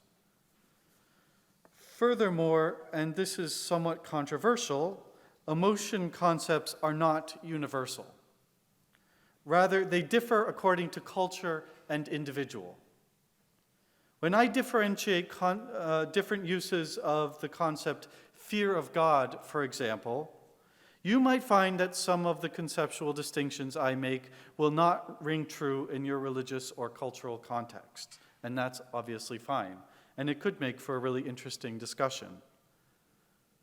Roughly, based on my religious and cultural context, American Catholic, I identify at least 4 different uses of the concept fear of God. Firstly, a popular interpretation of fear of God is awe and reverence. Awe and reverence bears little similarity to classic fear, since awe and reverence is a positive emotion and fear is a negative emotion. A second fear of God concept stems from the mystical tradition and is well captured by Rudolf Otto's Mysterium Tremendum, as Akin was talking about yesterday, or fearful mystery, as a way of talking about believers' experience of the numinous. Here, the emotion is aversive in that it is cautious vis-a-vis God's greatness, but also attractive in that the mystery fascinates believers and draws them ever closer. Aquinas differentiates 2 ways of fearing God. Firstly, there is filial fear, which is an aversive emotion directed at wrongdoing. The first thing to note is that the object of filial fear is actually not God at all, but wrongdoing. The second thing to note is that filial fear is simply the byproduct of love of God. It's quite a beautiful idea that he develops here. The idea is that the believer loves God so much that she fears anything that could deteriorate that relationship. So filial fear is one possible motivation for not breaking God's law. Not the one I'm going to talk about, but it's an interesting one. And the second kind of fear of God, Aquinas calls servile fear, or fear of punishment. And this is the one I will focus on for the remainder of the talk. Although technically speaking, the object of servile fear is punishment and not God, Aquinas notes that God may be thought of as the object of servile fear in the sense that it is God who causes the punishment. So indirectly, God is the object of servile fear. So when we say we fear God, we're talking about that we fear God indirectly through God's punishment. The reason that many believers decide not to break God's law, maybe a good reason and maybe a bad one, is because they're afraid of divine punishment. So servile fear can serve as a motivation for not breaking God's law. Let's take a closer look at servile fear. It is fear of punishment, and its valence is clearly negative. The believer infers punishment and the cause of the punishment, which is God, to be contrary to her interests. The arousal is similar to classical fear in that the body revs up to confront a challenge or to run away, even if these actions aren't possible when God is the object of the fear. The believer's perception and thought patterns are oriented toward noticing what is contrary to her interests about God, namely punishment and the cause of that punishment. Aquinas is actually really cautious when he talks about servile fear due to what he calls the servility of servile fear. Servility is opposed to the final end of believers, which is to know and love God in freedom. Aquinas clearly recognizes freedom to love as the work of the Spirit when he states, and here's the quote, "Similarly, where the Spirit of the Lord is, there is freedom," is explained thus. So that's a quote from Paul's second letter to the Corinthians. "The free man is one who exists for himself, but the servant exists for the sake of the master. Therefore, one who avoids evils, not because they are evil, but because of God's commandment, is not free. But one who avoids evil because they are evils is free. But this is done by the Holy Spirit, who perfects man inwardly with a good habit." And that came up in the last talk as well. "So that from love he avoids evil, as if the divine law had commanded. Consequently, he is called free, not as though he is not subject to the divine law, but because he is inclined by a good habit to do what the divine law ordains." While Aquinas claims that servility itself is bad, because it's not free, he nevertheless ends up defending servile fear as a gift of the Spirit, because ultimately, even fear of punishment orients believers towards their final end by encouraging them to keep God's law. In what follows, I attempt to preserve Aquinas' main insight here while calling into question his defense of servile fear with two arguments, that servile fear is normatively problematic. Two factors determine whether an emotion is normatively problematic. Firstly, emotions can be irrational. An irrational emotion is one that does not fit with the known facts of the situation. For example, John is angry with Cindy for taking his stapler without permission. Let's say John finds out that Cindy didn't take his stapler, yet his anger persists. John's anger is irrational because Because anger is an emotion that is directed at an offense. And in this case, there wasn't an offense, and he knows that. John has no reason to be angry. Secondly, emotions can be inappropriate. An inappropriate emotion is one where the emotion is not in keeping with the agent's overall interests. For example, Tina, an ordinary accountant, is infatuated with Brad Pitt, such that she can't imagine being in a relationship with anyone else, even though she has never met Brad Pitt, nor is she likely to. Tina's infatuation is inappropriate because it is contrary to her interests in that it expends valuable mental and physical resources on an unachievable goal. In general, it's important to have a way of differentiating problematic emotions from non-problematic ones, since problematic emotions either do not reflect the agent's beliefs about the world or could be contrary to their overall interests. And so I'm going to present a couple of arguments. Now, I'm not quite sure how seriously to take them. They're simplified, they're very reductive for the sake of simplicity and time, and everything needs a lot of qualification. So all they're supposed to do is show us why there might be a problem with servile fear. Here's my argument as to the irrationality of servile fear of God. Believers hold God to be supremely good, and at least that's according to Aquinas and Augustine, and many others. Could even be said to be in the concept of God. Agents hold to be good what they infer to be in their interests. Again, this is very Thomistic. We are attracted to what is good.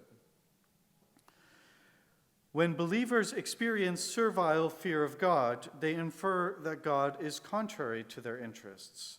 Fear only takes something that is contrary to the agent's interests as its object.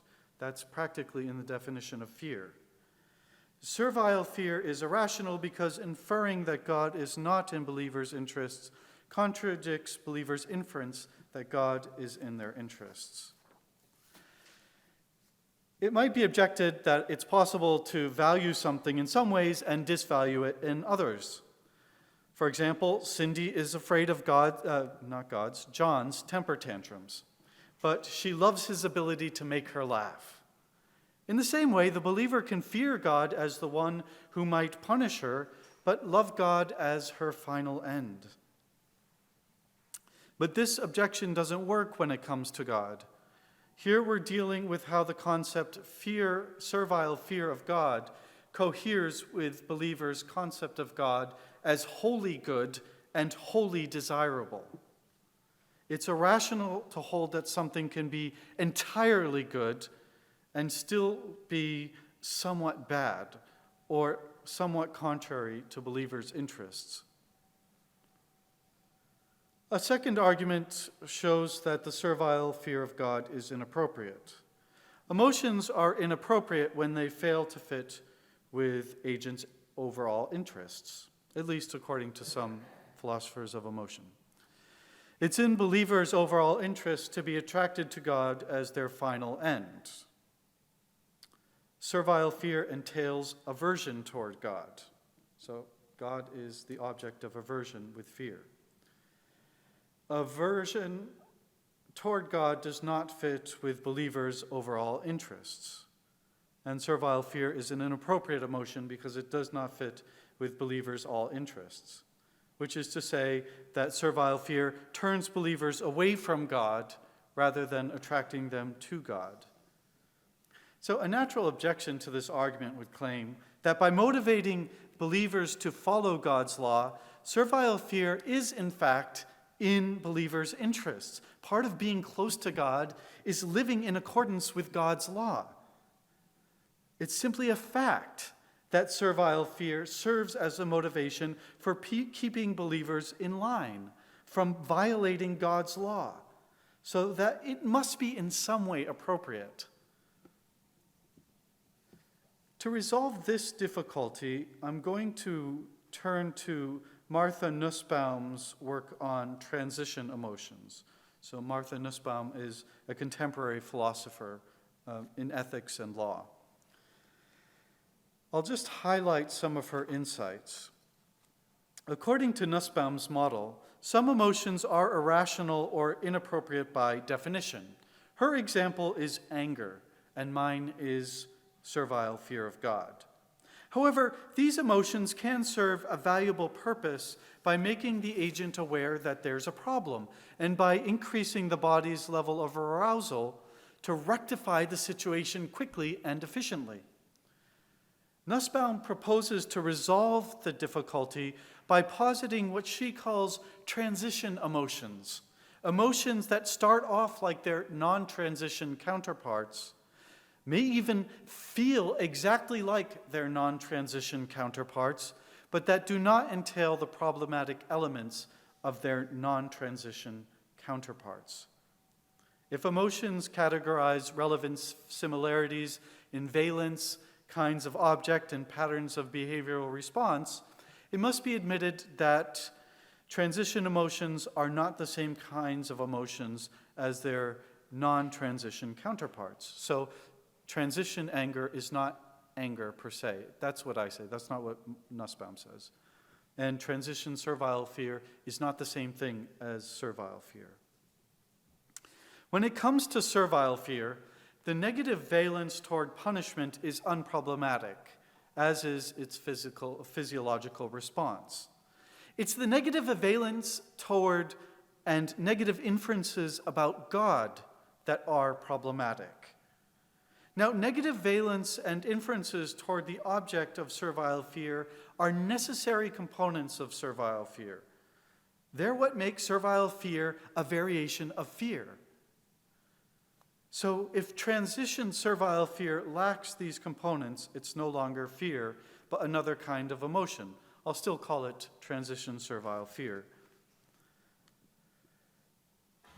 Here I'm going to adopt Nussbaum's wording, so I'm plagiarizing her here, and rework what she says about anger to fit with servile fear. So this is kind of a quote, but doctored. Servile fear is sometimes well-grounded. Punishment is, after all, not something believers typically infer to be in their interests. Punishment is bad. But it is never fully justified. So servile fear is never fully justified, even if it is well-grounded. Either it is irrational in its negative inferences about God, or it is inappropriate in that it entails aversion toward God. The way servile fear goes away in the transition, however, seems much more promising. The believer stops thinking about her own inner states, her own interests, and starts thinking about how to do something useful. In this way, if servile fear were to be replaced by transition servile fear, it could still involve an aversion toward possible punishment. Unlike servile fear, however, transition servile fear would lack aversive inferences directed at God. So here's an analogy. If I were to pick up a plate that was extremely hot, I might respond with an immediate response that looks and feels a lot like a fear response. The immediate response alerts me to the fact that the plate is not safe to touch. But I don't go on being averse towards plates and heat, the causes of my initial aversive response, or making aversive inferences about these things. Both plates and heat are typically things that are in my interests. I simply regulate my behavior in such a way that my skin does not come into contact with hot plates. Perhaps, similar to fear, transition servile fear of God might involve an immediate aversive response to the possibility of punishment, but it doesn't build on the aversiveness as fear would. Rather, it says something to the effect, no, wait, I want something different. In this case, the possibility of punishment is just a wake-up call, that there might be a problem, then the believer is free to make positive inferences in keeping with her overall interests, which certainly include God. Transition servile fear serves a similar function as Aquinas' servile fear in that it keeps believers from engaging in activities that are detrimental to their real overall interests. Philosophically speaking, transition servile fear is unproblematic, since it is neither irrational nor inappropriate. Theologically speaking, it's useful in that it helps to instill habits that correspond to believers' final end, but it's still not ideal. With the Spirit comes the freedom to be attracted to what is good and to be averse to what is bad without pressure from external forces. But the possibility of punishment is always an external source of pressure. Perhaps transition servile fear can be thought as a gift of the Spirit insofar as it instills habitual aversive responses to bad behavior, and thus may put the believer on the path toward greater freedom.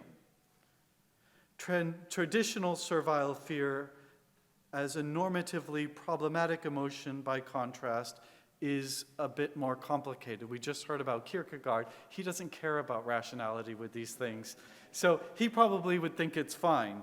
But I think I do like rationality. So it would be nice to think that the Spirit would work through our rationality, as we heard in the last set of talks as well, and not contrary to it. Fear serves a function in that it helps agents to mitigate threats to their interests. But it becomes problematic when the threat to the believer's interests is inferred to be God. However, there may be an emotion that starts off like servile fear, but that is structured in such a way as to attract believers to their final end. This would be transition servile fear, which takes into account the aversiveness of possible punishment, but that is not actually fear, since it doesn't contain fear's typical patterns of inferences and behavioral outputs. Thank you.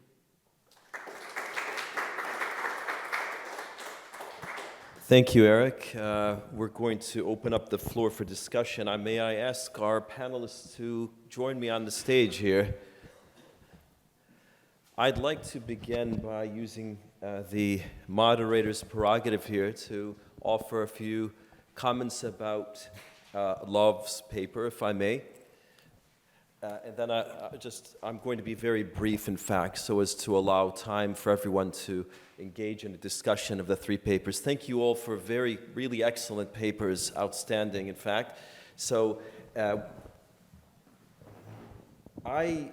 in reflecting on Love's paper, it's quite clear that what emerges is the convergence, the interplay between belief, law, and identity. And I was fascinated by this interplay and how it manifested itself in American society in the 19th century. And there is, at least sociologists or political philosophers would argue that beliefs are the parents of identities. This is one assertion, in fact. But it's also quite clear that beliefs are not simply expressions of identity. And I'd like you to reflect on this insofar as it's related to your discussion. Where does law fit into this equation? And I'd like to ask you, how would you reformulate this perhaps to encompass law? I'm putting you on the spot, but I would appreciate that, and then we'll turn the floor over to our esteemed colleagues. Thank you. Thank you. I think we are ultimately persons embodied in space and time. So we're always engaging with the law. And it is, in the United States, we are a garden for sectarian movements and cult-like groups. We have thousands of them over the past 200 years. Currently, I teach about cults, and there is cult recruitment on Georgetown's campus, main campus. And we talk about the law. Yeah, can we stop them? Is this illegal? Are we a closed campus or open campus? Who gets to say which is the cult and which is the traditional religion? So I think laws are always in a dynamic. It depends on who's on the Supreme Court, how the trajectory of the group. It might start out mild and benign and end up dangerous and forceful. And so where do we intersect with that along its own trajectory? So it's deeply ambivalent, I think, how we define what is normative and not normative impacts people's lives. Indeed, thank you. Thank you for that. Further comments or questions, perhaps from the panelists themselves or from the audience about any of the excellent papers? Mischievously, when you said there was recruitment on campus, is that of the students or the faculty?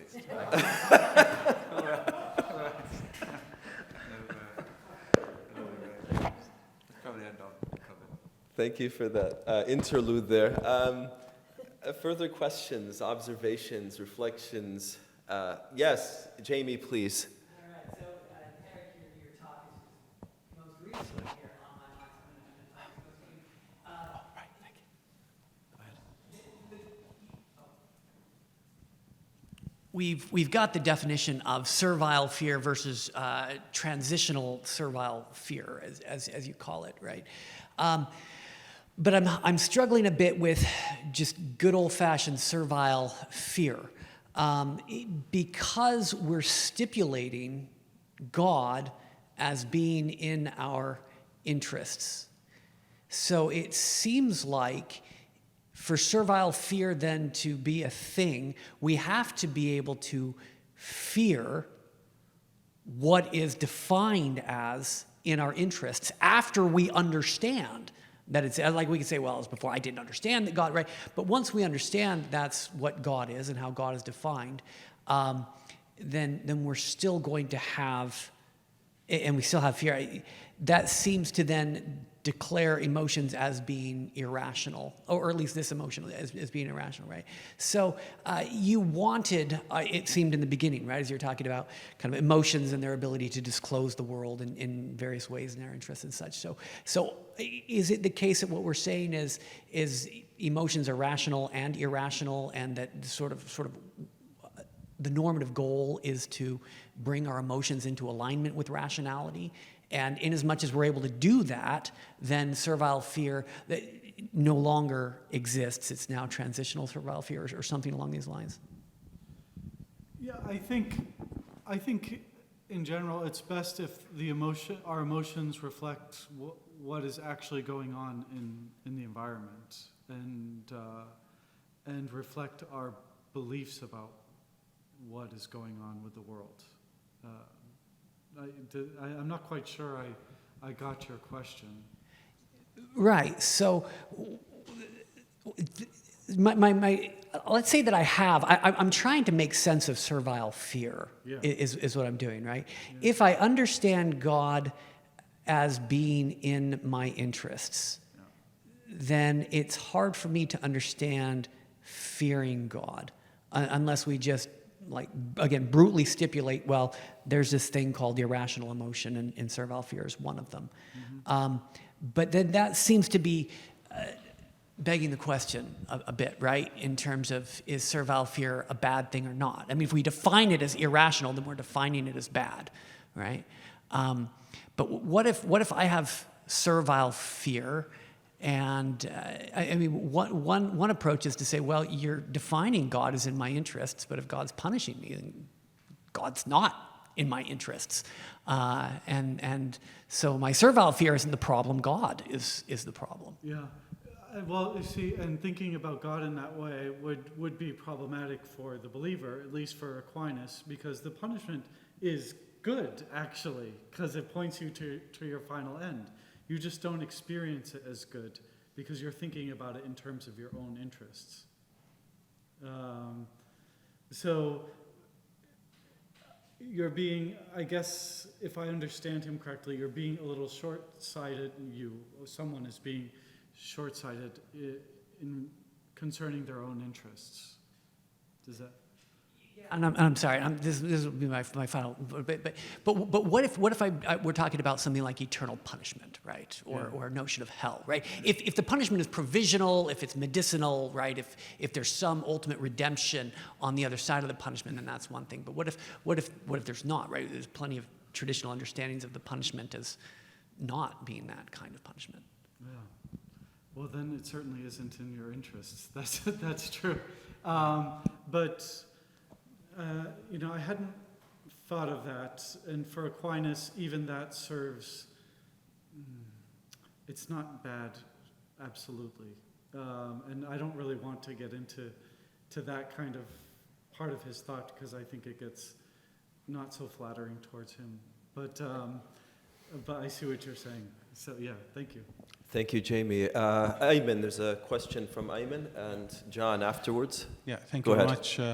Excellent presentations. Thank you so much. My question is about. I actually have two questions. One about the Mormonism and the practice of polygamy. I've always wondered about that and how this works out within the U.S. legal kind of structure. So I was not clear on whether this is still practiced, and if yes, how this is accommodated both by the society, internally, but also vis-a-vis the larger legal system.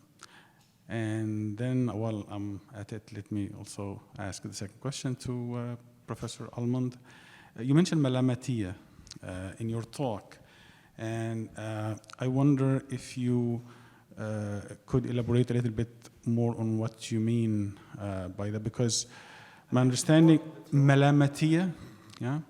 So I understand that the basic idea behind Malamatiya is to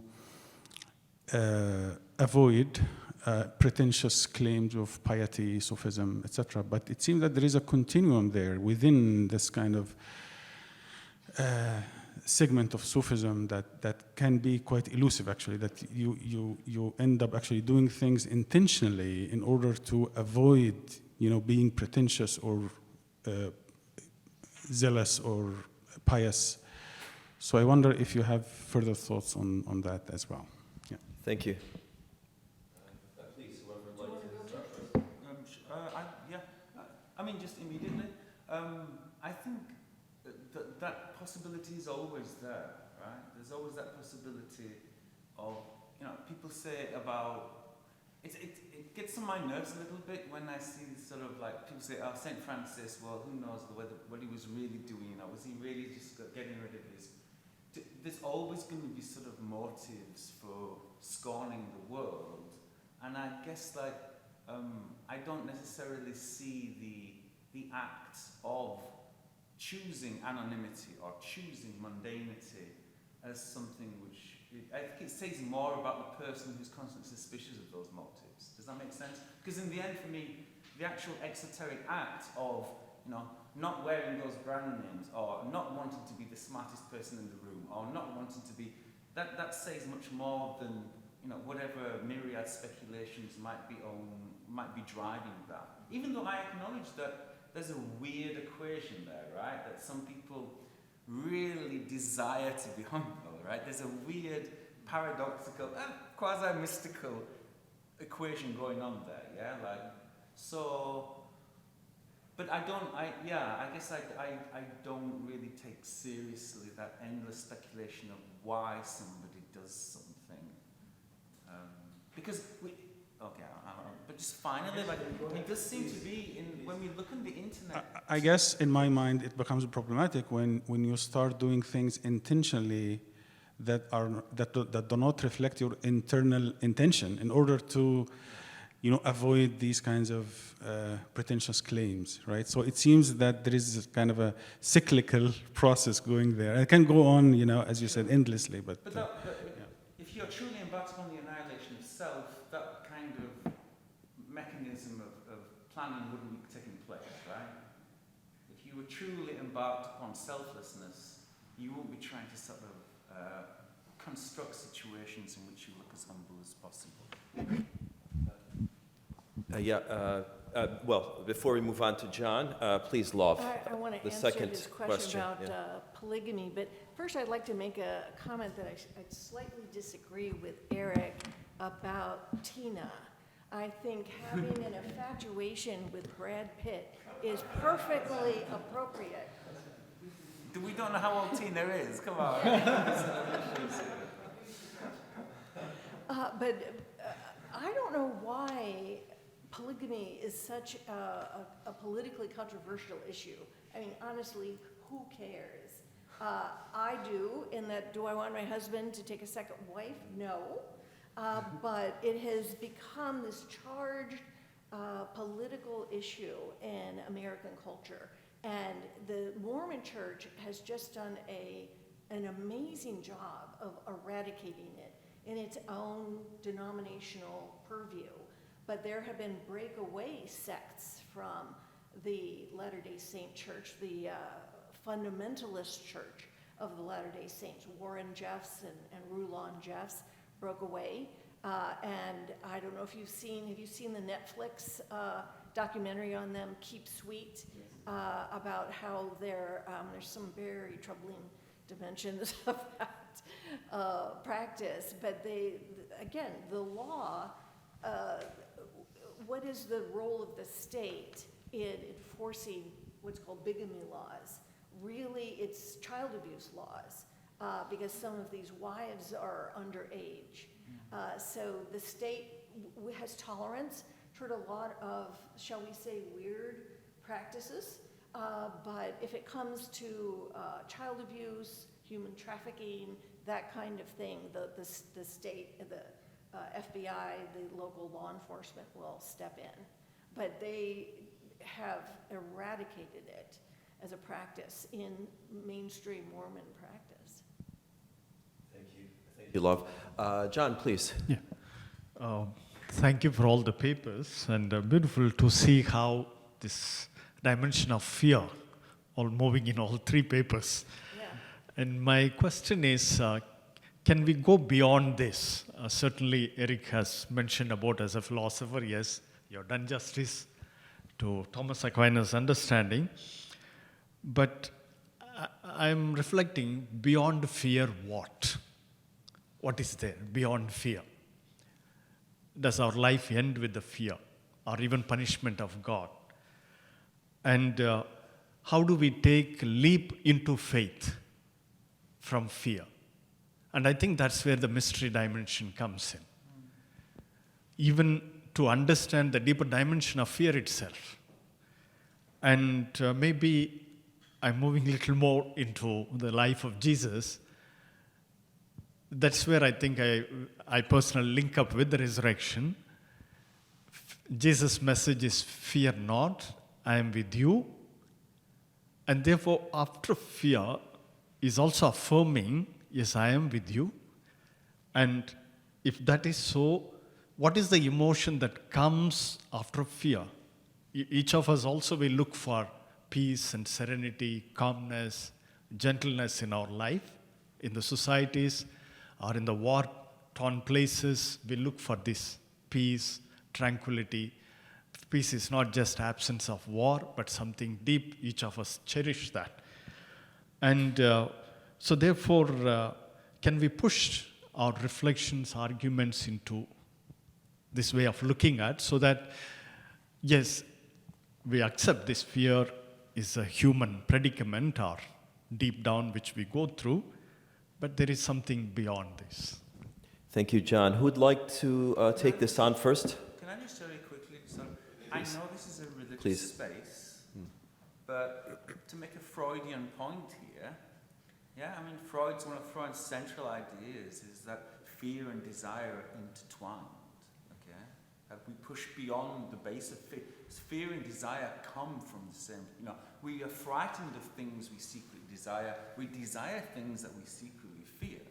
So, you're talking about, I do think there's a way in which, if fear was an unambiguously negative emotion, people would not go to horror films, there's a titillation, there's a weird jouissance in faith. And I do think that, although neither Freud nor Lacan have any sort of mystical inclinations I can see, there's definitely something there about the profound ontological ambiguity of fear. And I was actually going to ask that in your talk, which I really enjoyed. But there is something about it's exactly as you said, yeah.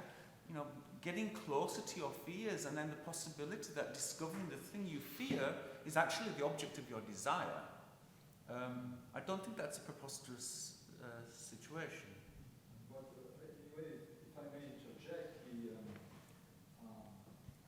this connection between fear and desire can actually also be envisaged from. Oh, thank you very much. I think this connection between fear and desire that you highlight from a psychoanalytic point of view could also, I think, be approached through non-dualism. Actually, I go back to my ultimate truth here, in the sense that from a non-dualistic point of view, fear and desire are predicated on duality, or are predicated on otherness, or the sense of otherness, whether positively or negatively, adversely or attractively. Right? So in that sense, it would make a lot of sense to associate the two and to see both of them as being symptoms, so to speak, of duality. Anyway, that's for what it's worth. Thank you for that. Who would like to further address this, Eric? Yeah. Love, perhaps? I mean, I haven't studied Freud on fear, so I'm not quite sure what to say to that in general. But what I would say is there might be a place for that as well, but it doesn't have to be that there's only one kind of fear and that only serves one function. I have a hard time thinking about punishment, let's say hell, like you were talking about, as an object of attraction and fascination. Maybe in horror films, but that's somehow separate from my reality. I can see it and from a distance, so to speak. But as Blake said, he who made the lamb made the tiger, right? Okay, we're getting this. And you don't like, but we're really getting back to the source of, it's the same provenance, The author of hell is the author of heaven. We're not talking about completely different entities here. Okay, I'm sorry. Okay, further comments or observations? Yes, Leo, please. My thought, if you go back to the Hebrew Bible, they're not talking about, there's no hell in the later Christian sense or a heaven. My image is it's more this infinite sense of power with all the ambivalence of power. If you touch too great a power source, you're dead. So if you touch the Ark of the Covenant, you die. But it turns around, so Hagar runs away from an oppressive situation, and she sees God and lives. You're supposed to see God and die. And she even names God, you are El Rui, the God of seeing. And so I would locate this in terms of the literary dimension, going back to the literary play in the Hebrew Bible itself, where these are both present. And then the later stuff on predestination, I agree with you, Eric, this gets terribly problematic, whether it's Calvin or whether it's Thomas Aquinas' version of it. Why does God choose some for predestination, even though there's no negative predestination in Aquinas? Why doesn't God fill the world with efficacious grace? We don't know, but this is one of those really awkward questions that I don't think Aquinas has a good answer for on that. And that's kind of the problematic side of fear there. But I just think it makes more sense to me biblically if we locate it in this sense of power. There's a moral dimension, but that's not what it's about, as I understand the original descriptions of this. Yeah, and I kind of agree with you that this is actually a positive way of thinking of fear, and maybe closer to Rudolf Otto's concept here, that there is something about God in the Bible. People want to get close, but not too close.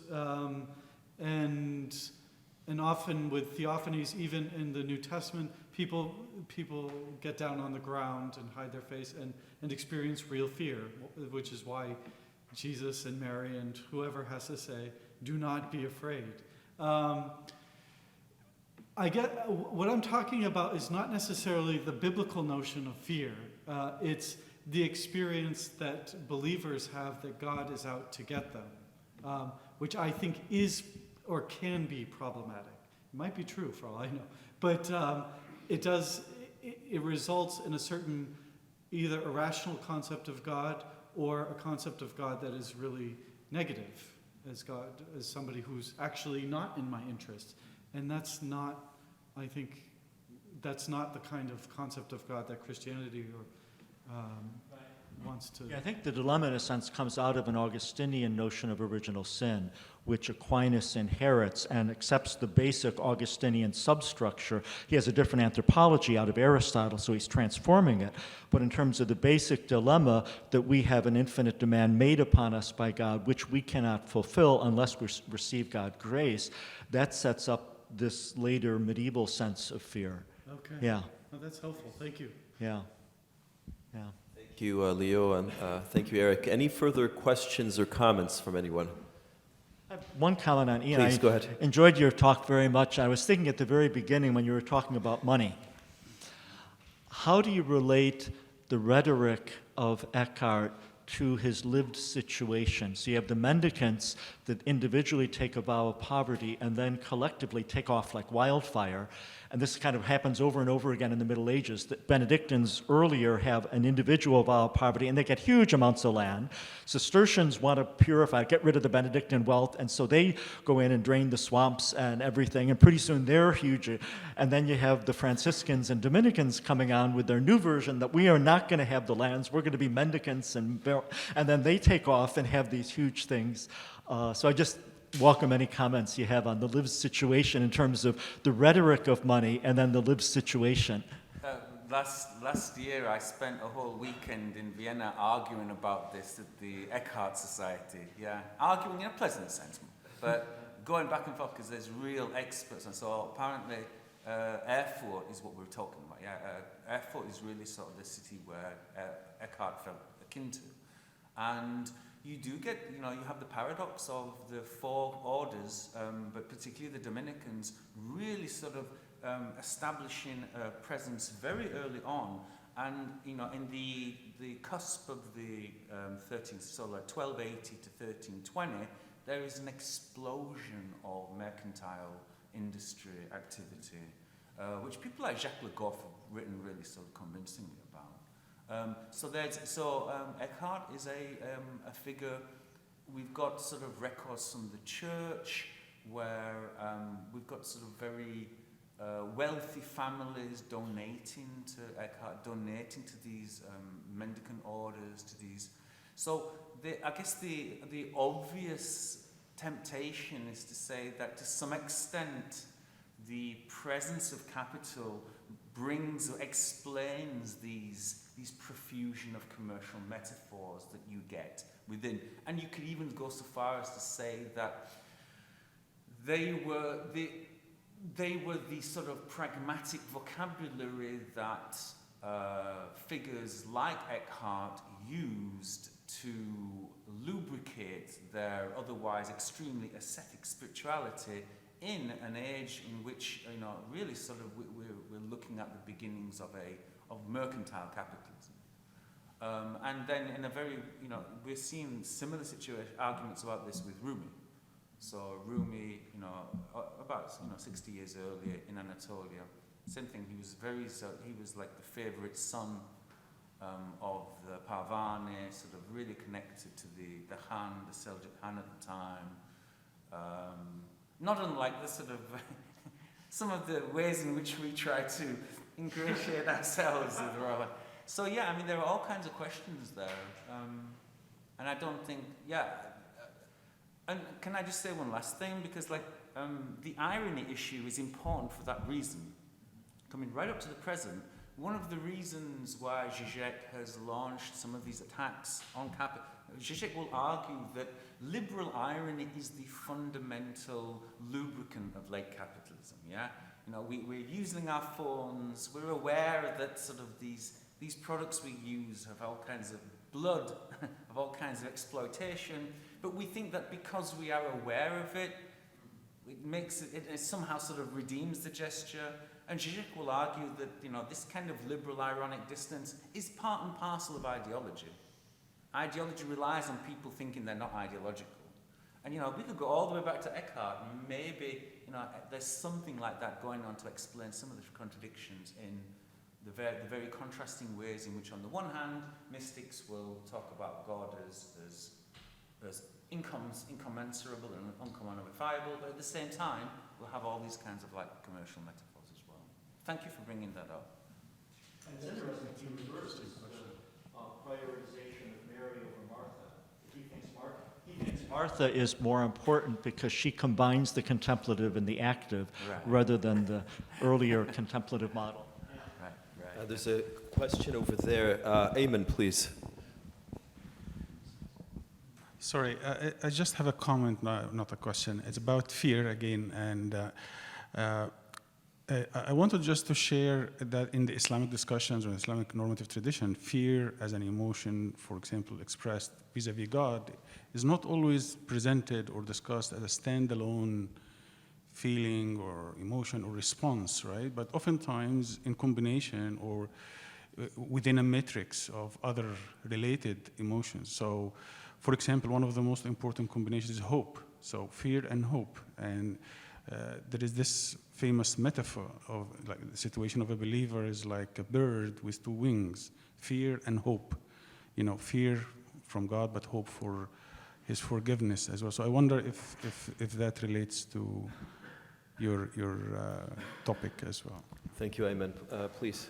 No, Eric? that's a really helpful comment, and certainly in the Christian tradition as well. In fact, the portions that I was drawing from Thomas Aquinas come from a section on hope. So it's interesting to see that parallel. So yeah, unfortunately in a talk like this that's 20 minutes, I was a little bit reductive, very reductive about fear as one thing that, and the only way that the believer relates toward God. That's unrealistic. But I agree that a better conception of it would be more integrated and bring in this complex matrix of emotions. Dr. Dean has a comment or a question. Go ahead, please. I don't have a question. I want to make just a general comment. First of all, I thank all of you for these wonderful presentations, and I wanted to comment on this organizing these 2 days event. Really, these 2 days have been a real opportunity for learning, and I learned a lot from this interaction and all these things. And especially for our friend Patrick Lord, I have to extend my thank.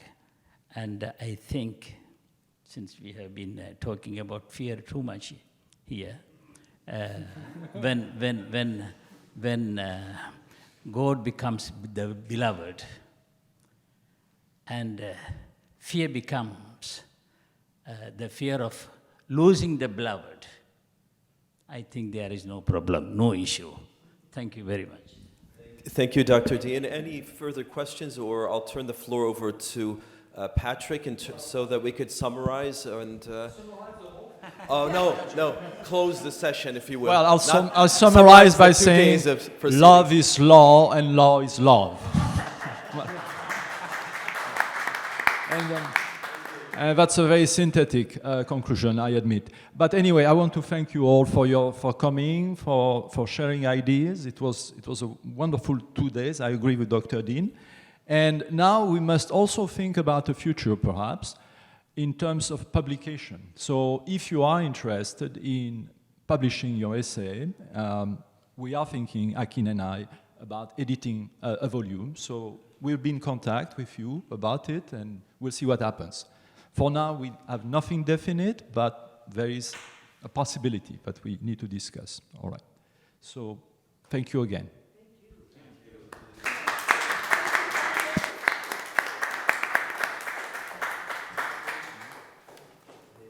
Thank you for the really interesting talk. No, but I was going to say, like, got fear on, I was thinking of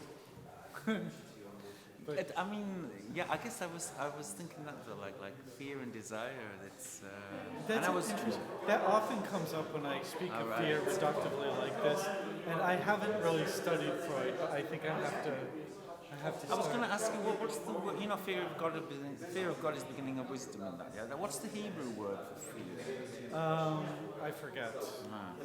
Because it would be interesting to... But they are, I mean, certainly the Greek would be just the normal word. Yeah, so it would just be the normal word for fear. So... In these Semitic languages, there's always like nefesh is like, it's not just soul, right? It's breath. I think in some cases it can be body. It completely dissolves these very Cartesian sort of. So I was kind of wondering with fear, like. That's a good question. I have to look that up.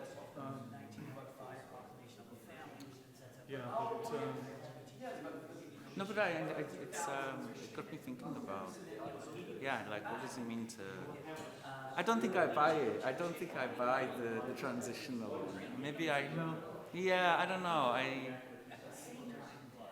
I'll think about it. Yeah, I think I have to do more thinking about it as well. So it's not like I'm super convinced of this view. I'm just trying to find a way to preserve... Another way might be talking about a matrix of emotions. I mean, do you, this is a personal question, you don't have to have it. Have you ever had someone that you really loved, but they had a really, either a crazy side or like, because that's what came to me when I was listening, and that was the closest analogy immediately I could think of, that there's someone that I really love. Genuinely love, but there was moments when that person just became somebody else, and it didn't. It's terrible, isn't it? Because it